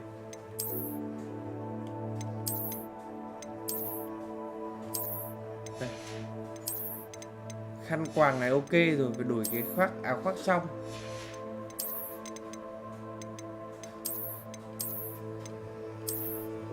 Đây, bộ này đúng bộ đi học luôn này các em.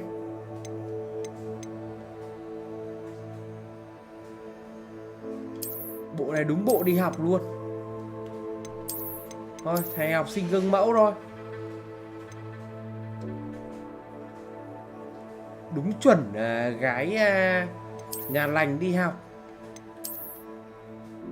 Đây. Đấy, đẹp trai. Xinh gái ngay, quên lại bảo đẹp trai.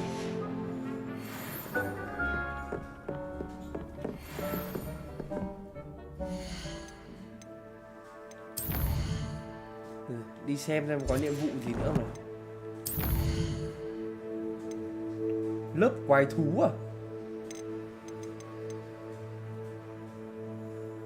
À, cái này được học cái mở khóa này. Xúc tu độc.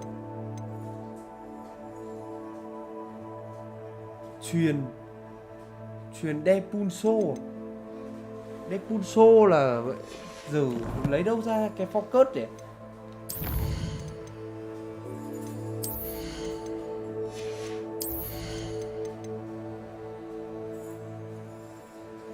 Ở đây, cái này up được thêm mấy.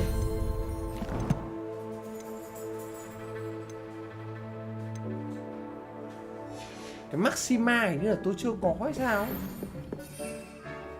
Đây này. Thuốc tập trung này.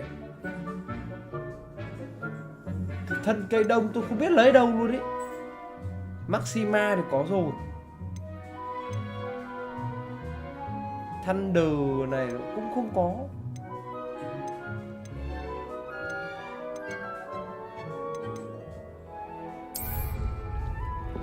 Cay nhỉ. Không có mấy cái đồ kia các bạn. Thôi, làm cái quét này vậy.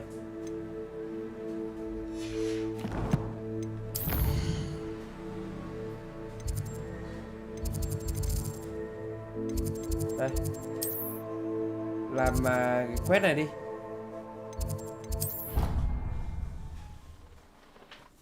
Làm cái quét này này, làm cái quét này tôi thấy ok.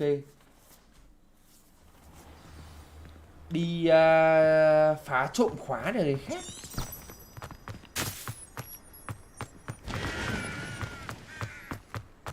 Why won't she just let us use Gillyweed?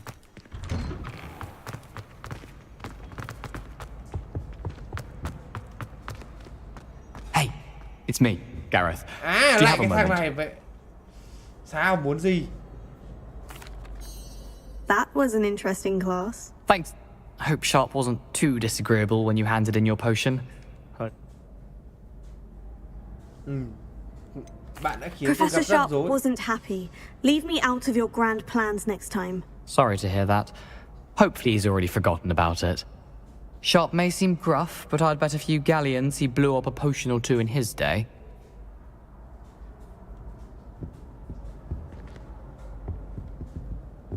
Thôi được rồi, tôi lần này... Were you calling me, Gareth? Tha thứ You see, rồi đó. I have an idea for a fizzing Wisby-inspired... You and your concoctions. Thằng I này don't know how you come pha up with mấy these cái ảo things. ma lắm. It's a gift, truly. I'd get them myself, but my Aunt Matilda has her eye on me. Thinks like, I was hoping you could follow a secret passage to Honeyduke's cellar and grab a few dried billywig stings for me. Hầm rượu công tước ạ mẹ. Sounds simple enough. And who would... Ah, brilliant. Thank you. The passage is hidden behind the statue of a one-eyed witch in the third floor corridor. Just tap it with your wand and say, Descendium. I'll see what I can do, Gareth. Fair. Perhaps I can convince a meat to help me with my potions homework. Get my... Rồi, nó dậy rồi. I'll need to get those dried billywig stings for Gareth if he's to finish his latest concoction. A one-eyed witch statue shouldn't be too hard to find.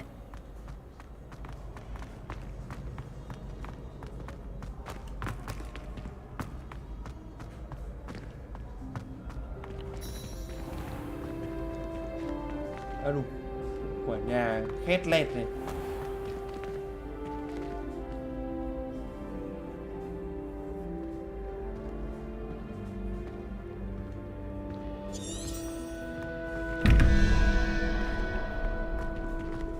Cái này phải mở được cả kia nữa cơ. Đây, ông ấy đây. Hello again, Mr. Moon. Oh, I was hoping to see you again, my young friend. Gladwin Moon, Hogwarts caretaker, at your service. Ông này chắc là dạy chúng ta First, please allow me to apologize if I seemed a bit unsteady when we last met. Although I hear your visit to Hogsmeade was even more eventful than mine. I suppose you could call it eventful. I certainly wasn't expecting a troll attack. Oh, of course not. And from what I understand, the village was lucky you were there. In fact, my recent visit to Hogsmeade is the reason I was hoping to bump into you. Do you see that curious statue over there? Watch what happens when that light changes from day to night. Ấn vào mấy cái tượng đấy.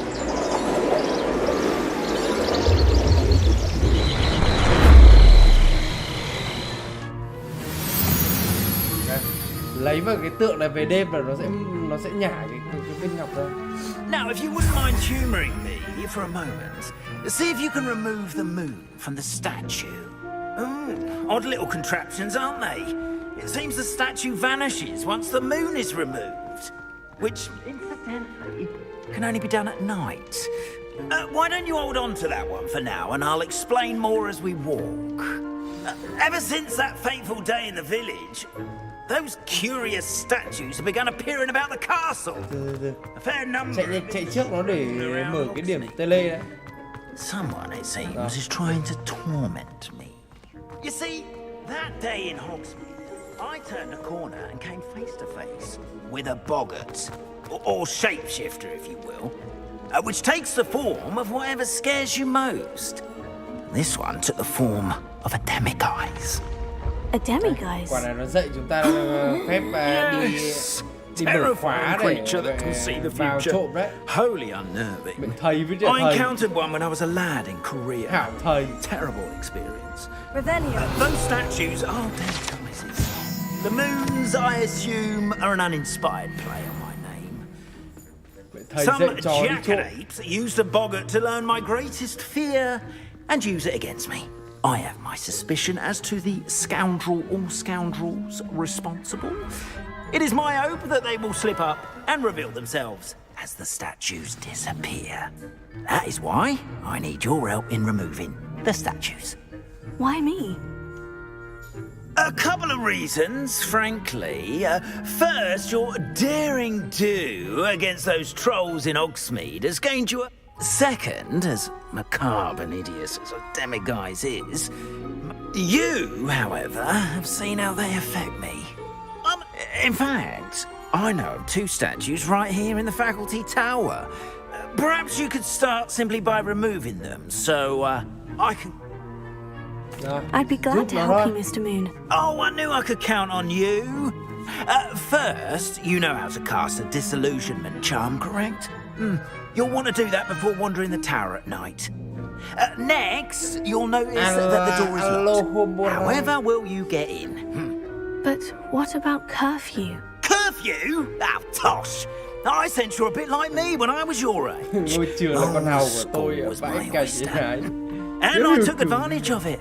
Oh, everyone loved me for it. Oh, those were the days. Now, you'll find one statue in the prefect's bathroom and the other in the hospital. Ok, dạy đây. Bây giờ nó dạy tôi cái phép là đây. A, X kiểu... Úi dồi ôi, bị sao ấn 5 nút thế?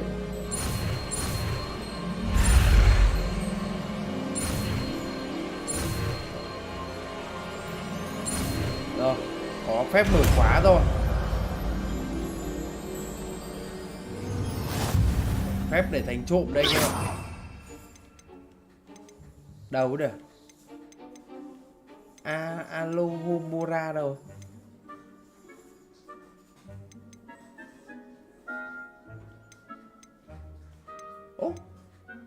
Ô phép đấy đâu á? Alohomora. À, ấn vào là được.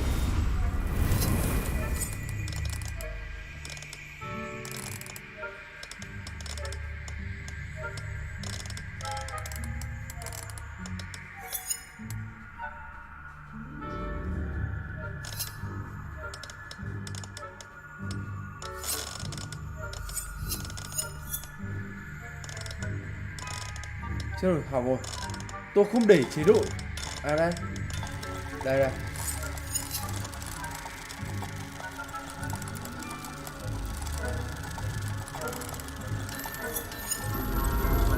Đấy. Ngon ngay. Mặc dù tôi cũng không nhớ là tôi ấn kiểu gì. Well done. You're in. Remember, use a disillusionment charm so no one claps eyes on you. This is a restricted area. Alohomora. Đây. Khoảng chỗ này là từ cái này xoay này.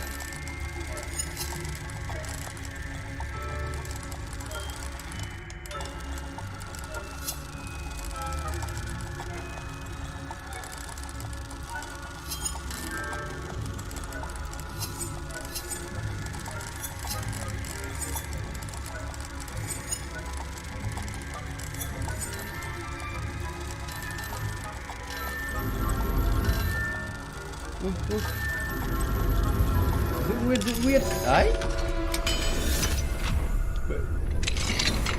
Tôi không biết là tôi làm kiểu gì đâu.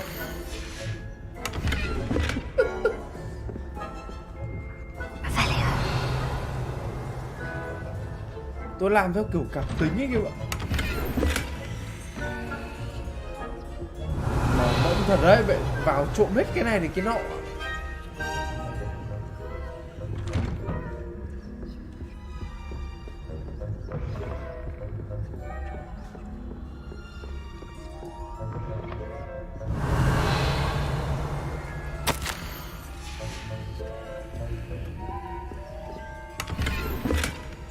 Còn máu à? Ui, khóa này khóa cấp 2 không vào được.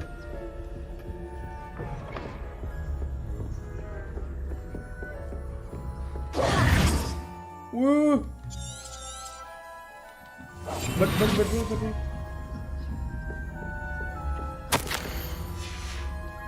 Có người biết ở đây là úi rồi luôn đấy.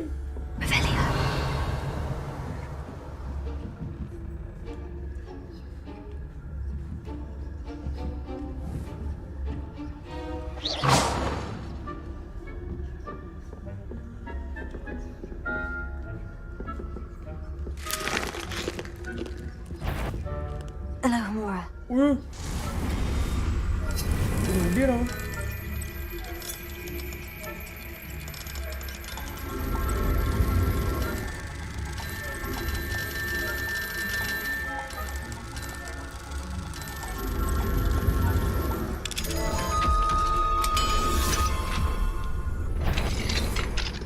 If I catch a student in here, punitive measures will be taken. Thought you sent him out. Ôi ôi! Mẹ! Không kịp đi vào kìa! Ôi dồi ôi! Mẹ! Đen thế nhở? Biết thế còn để chui mẹ vào trong.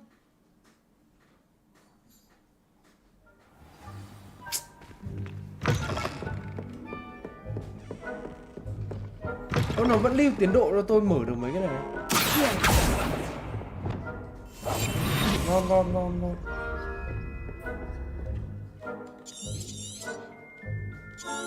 Mẹ!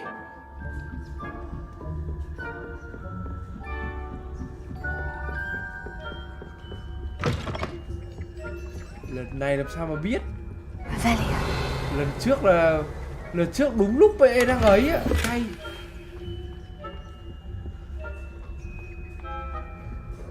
Lần trước đúng lúc vậy đang mở khóa thì nó đứng cạnh rồi.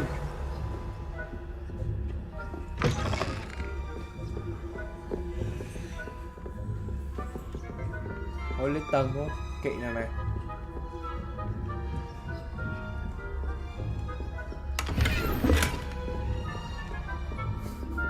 Từ phù thủy tới thành bậc thầy lén lút. Ui ôi. Rather poorly, I'd say. Hai giáo sư này hơi kinh đấy.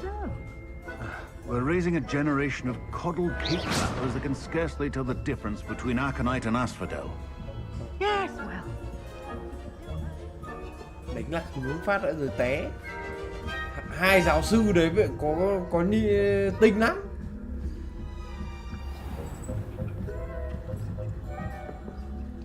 Trong kia.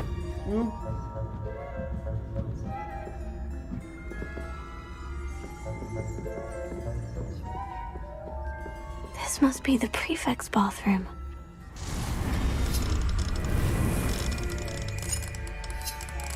Khả năng là cho cái ở trong xoay trước đi kìa.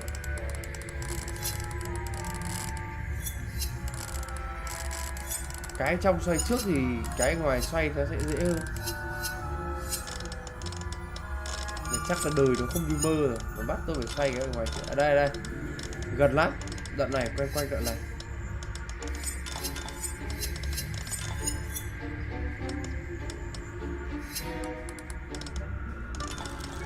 Đây, một cái xanh được rồi.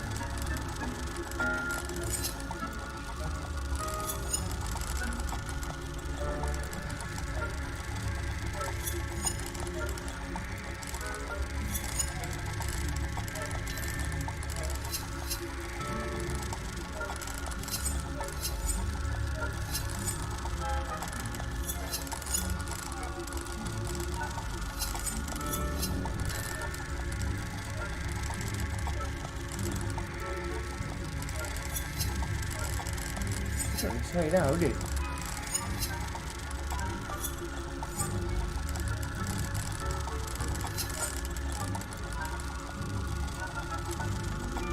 Không đúng anh em ạ, nó phải làm nào, nó phải xoay nhanh nhanh cùng nhau thôi.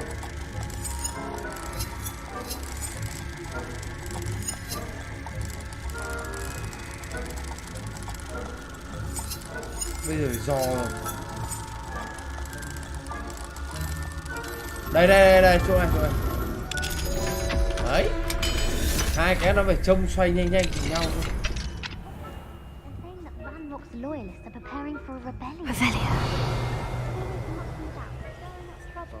Perhaps Ranrock and Hyssop wouldn't be so combative if the ministry would allow them to have one. Rồi. Đúng là up cái lén lút đồ khác. Bọn này không biết tôi đứng ở đây luôn mà. Ui dồi ôi, mẹ còn nổi cái này nữa.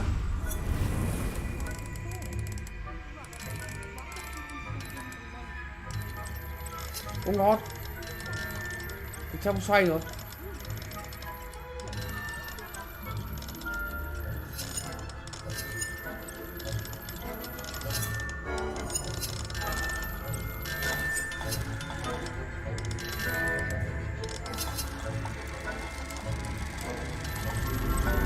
Đây. Lô minh bút đi.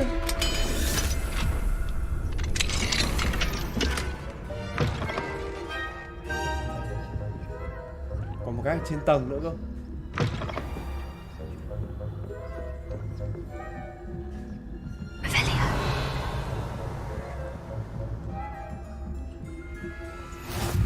Rồi.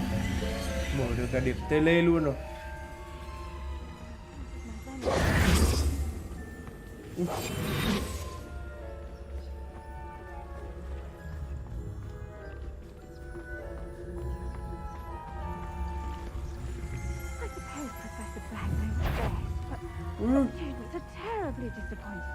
Đừng coi.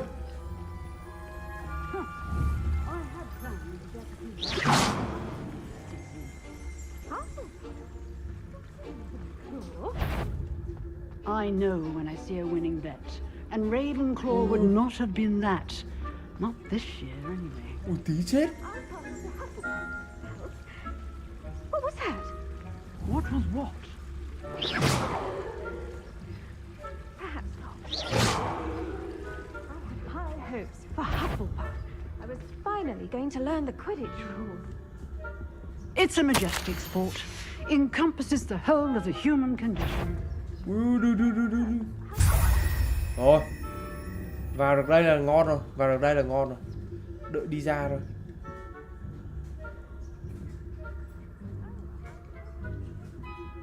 Nhưng mà tôi muốn lấy cái quyển sách bay này quá nhỉ.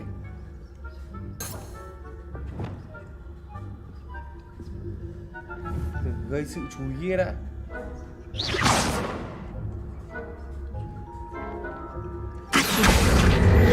Ấy, biết làm sao được.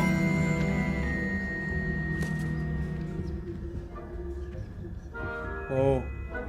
Vậy tôi áp phép tàng hình của tôi lên nhiều mà. Skill để làm phát sát thủ perfect. Tôi áp cái tàng hình của tôi lên nhiều lắm. Ui. Người ta canh rồi kìa.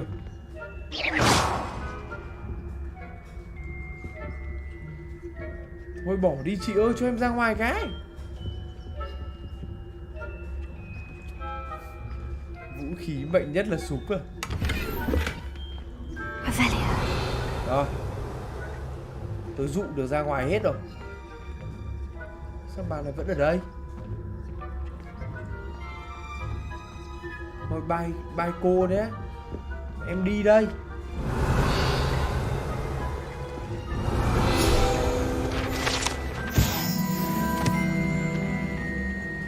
Đúng là hết nấc đây em ạ.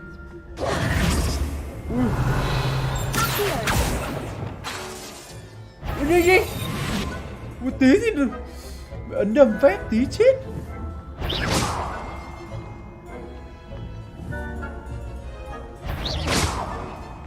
Đằng sau kia.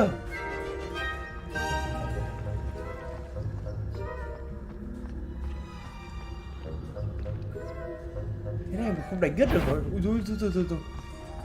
Thôi, về gặp ông kia rồi các bạn. Chúng ta không nên về cùng đây.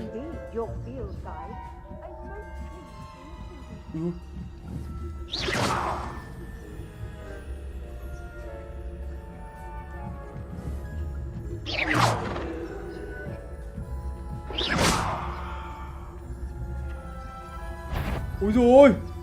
I wouldn't be a prefect if I didn't enforce the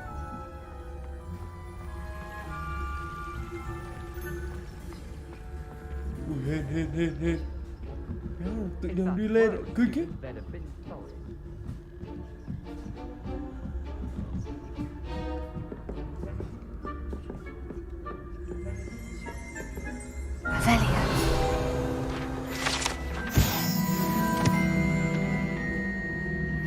Quả này mà đi ám sát thì hết nấc.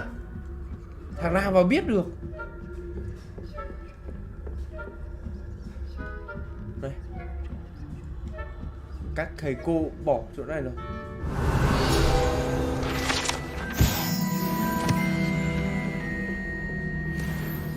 Đu. Đây.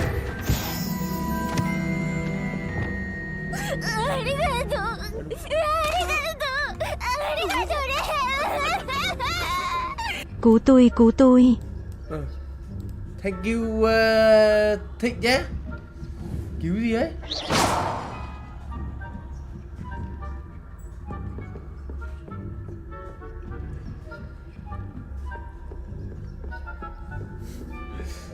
Cứu tôi arigato.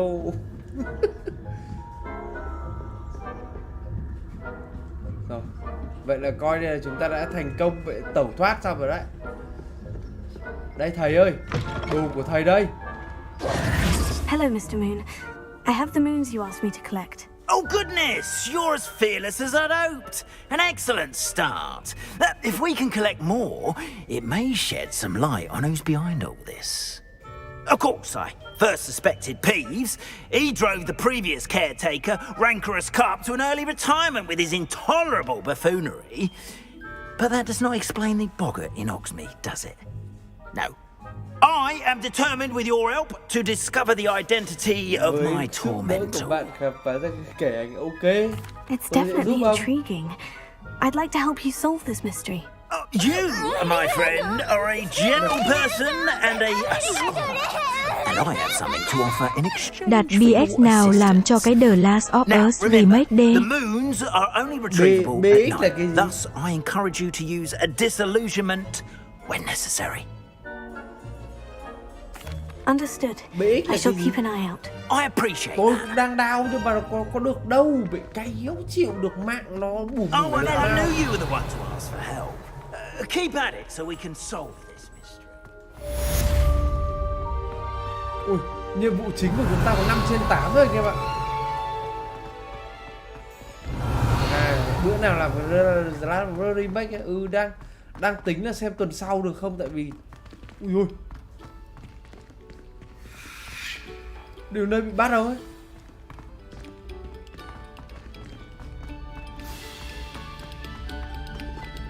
Đang tính tuần sau đây, và vấn đề là tuần sau được hay không, còn do mạng thôi.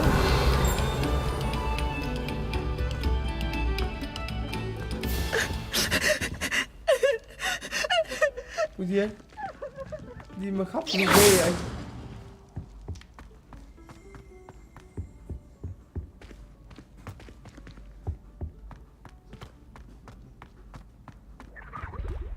Ủa gì ấy? Aloha Mora.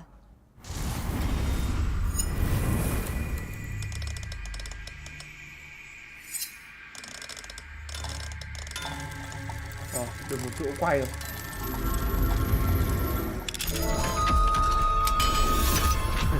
Gắng tập phát 2 trên PS4 nữa, sẽ cố gắng.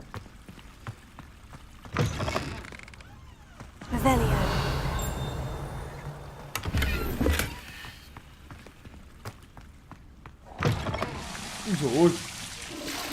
Thằng nào vào đây về đi ẻ cái gì mà bắn kinh thế? Ủa? What? Mine now, demi-guys. Được. Chỗ này về đâu xiên vào đây cả.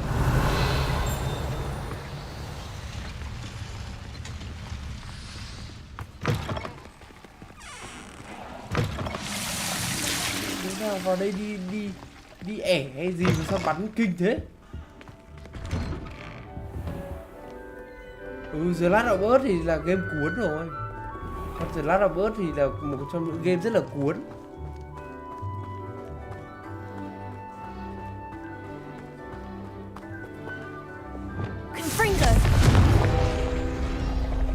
À đâu, cái gì ấy? Mày bắn vào cái đấy nó cũng lòi ra sách à? Bây giờ tôi mới biết.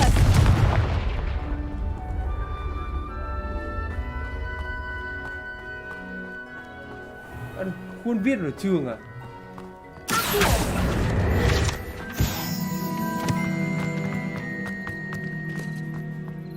Hiếm khi tôi đi ra đây. Doctor gì đấy, Luka Moric gì đấy. Fion code gopsi physics jit civic soviesiesen xdis surface z. Cái thiếu gì đấy? Chữ héo gì đấy?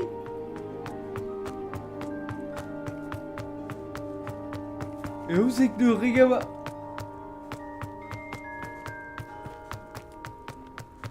Ôi thế nào? Nếu mà nó mà bảo là 5/8 nghĩa là bây giờ chúng ta khéo lại sắp end con này rồi đấy. 5/8 nhiệm vụ chính anh em ạ. 5/8 nhiệm vụ chính là sắp end rồi đấy.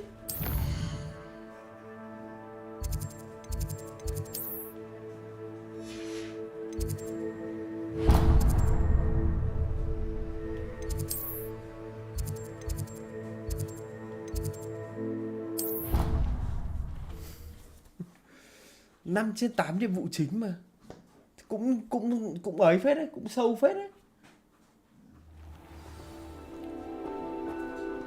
Này vào lớp beat này nữa là 6/8 nhiệm vụ chính. Hình như là quest này là quest cho cừu ăn hay sao ấy. Cho cừu với bắt mấy cái con kia nó vuốt ve. Welcome everyone. I see you've already met some of the many beasts we study in this class. Though be advised, none of these creatures should be taken lightly. They are all in their own way dangerous, especially if one does not know how to handle them properly. Now, it seems many of you are out of practice. Let's take some time to review the basics of how to care for a beast, shall we? Miss Sweeting, would you please assist our new student with the lesson today? Yes, Professor Howard. Hello, I'm Poppy Sweeting. Cha gai bula bi su siwu ziziotic sikigo aso fiso asai zuizis zuizis sitit den fiat kokiwi zuzix mực nuzis suvis ziviet yivit zizi neviu tbbdaf tắc kek n. Yes, Professor. Here. Mẹ You can practice on Gerald. anh Bảy anh nói gì Just đấy? keep an eye out for his tongue. Đây. You can use my brush. Just be gentle. Oh, and think pleasant.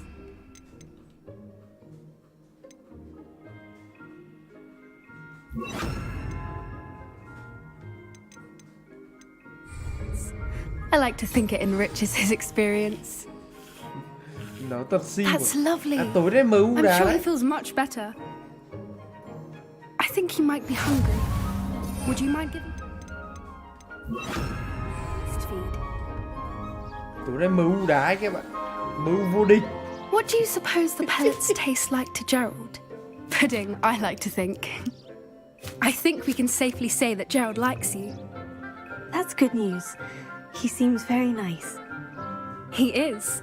Kindness is one of his best qualities, right after ambition and cleanliness. Good work, everyone. Now, let's make our way to the pens and select another beast. And please, do be careful as you feed and groom them. Miss Sweeting, why don't you show our new student to the Neasels in the farthest pen? This way. The Neasels are over here. Nizo là con gì? Một con mèo này. À, con mèo béo này hả? Oh, couple of these or whiskers ought to get me a few canuts at least. Enough to buy something from Honeydukes. Kéo sâu. Stupid thing.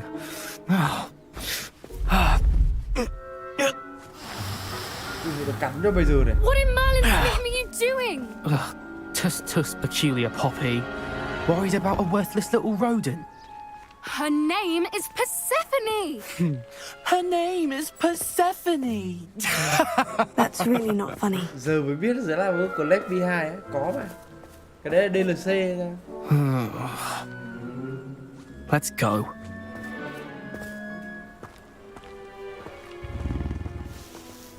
Rồi. Con mèo này béo đấy, con mèo này bự phết. Those two don't belong anywhere near Chảy this lông như mèo class. đã. Poachers in training. Persephone was onto them instantly. Thank you for your help. Let's carry on. Feed honey. Mỗi con It appears our time has come to an end. Please close the pens and see yourselves out. Now, where is our new student?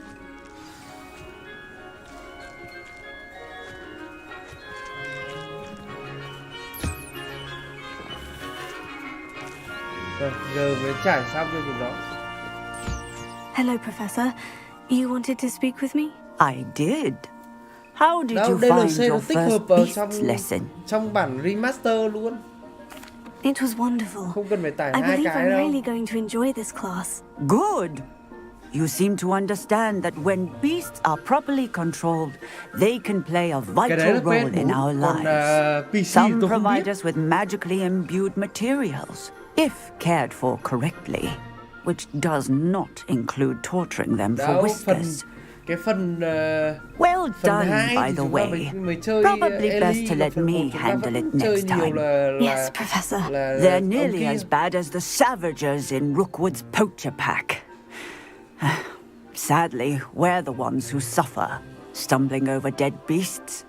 Terrible waste of resources. Surely the poachers can be brought to justice by someone. The Ministry, perhaps. An optimistic idea.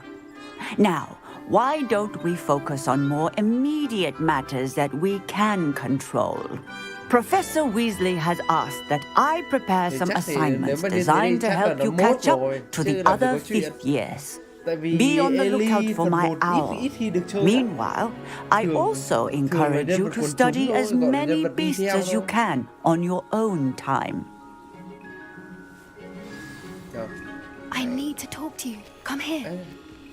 Nói chuyện gì? Did you need something, Poppy? Thank you again for saying something to those brutes so that I didn't have to. You were an augury at noon in the desert. I certainly hope that's a good thing. It's something my gran and I say. It means that something or someone is a welcome surprise. At least, that's what we decided it meant. I couldn't stand there and watch them harm the poor thing. We're of a similar mind. Actually, in light of that, there's someone I'd like you to meet in the forest. You've intrigued me. Very well, lead the way. I'd hoped I would. Không biết nó cho tôi gặp con gì. I wouldn't take just anyone there. In fact, you're the first. À, được nhớ rồi. Hình như là nó cho tôi gặp con kỳ lân bay hay sao? I think. As I said, we think alike. Pleasant surprise. Like the weather we're having, don't you think? Poppy, where are you taking me? It really is much better if I just show you. Don't worry, we're nearly there. Nó dịch It's là đi just với anh ahead. Túc và mẹ. Ôi dồi ôi, mẹ ta đang chơi với cần sa à. Anh Túc là mẹ cần sa đấy sao ấy em ạ.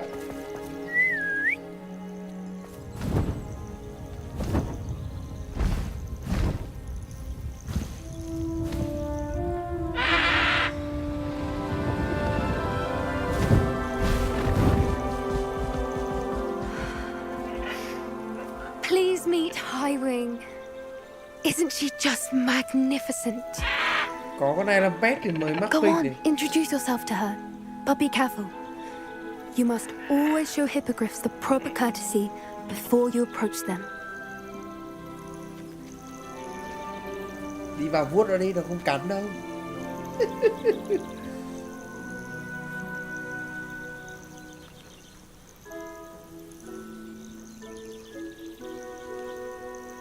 Cây cung được cái mẹ gì?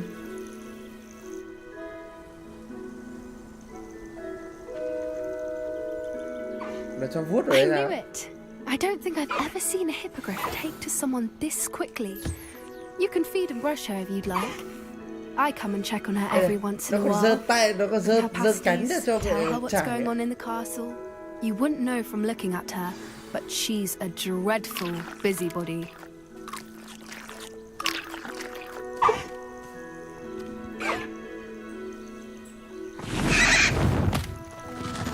Đây đừng bảo nó cho, tôi cứ tưởng nó lại cho cưỡi.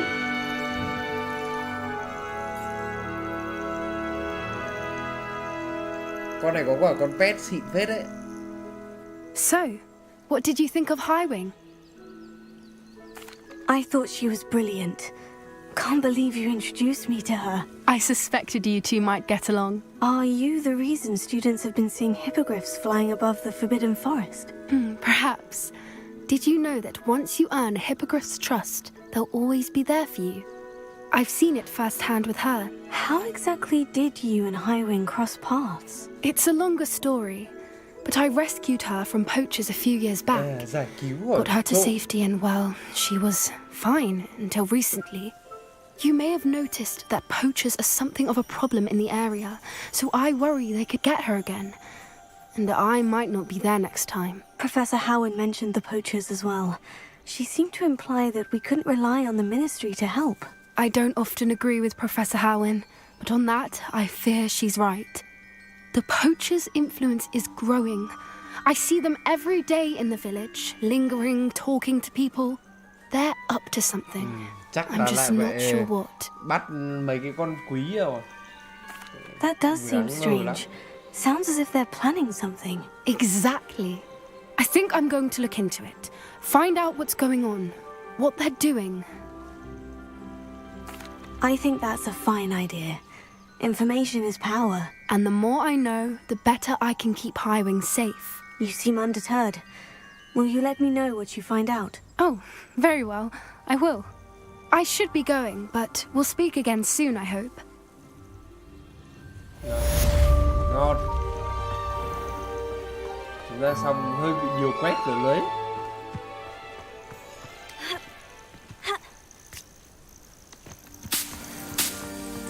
Rồi. Sau khi xong một đống quét, 2 quét chính liền. Để tôi check xem nào. Chắc là chúng ta cũng còn thiếu khá nhiều quét. Đây.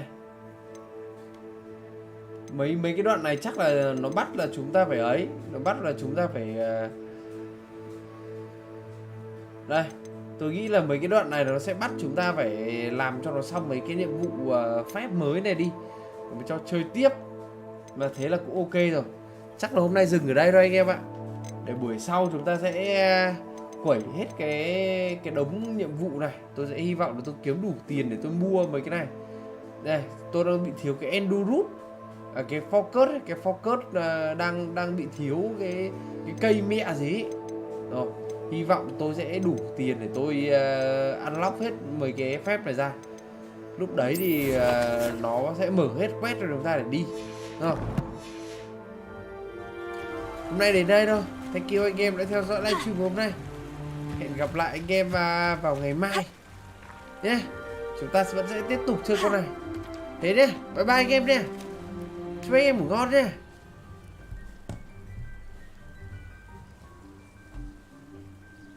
Cốt truyện làm sao á? Cốt truyện làm sao tí nữa tôi inbox cho.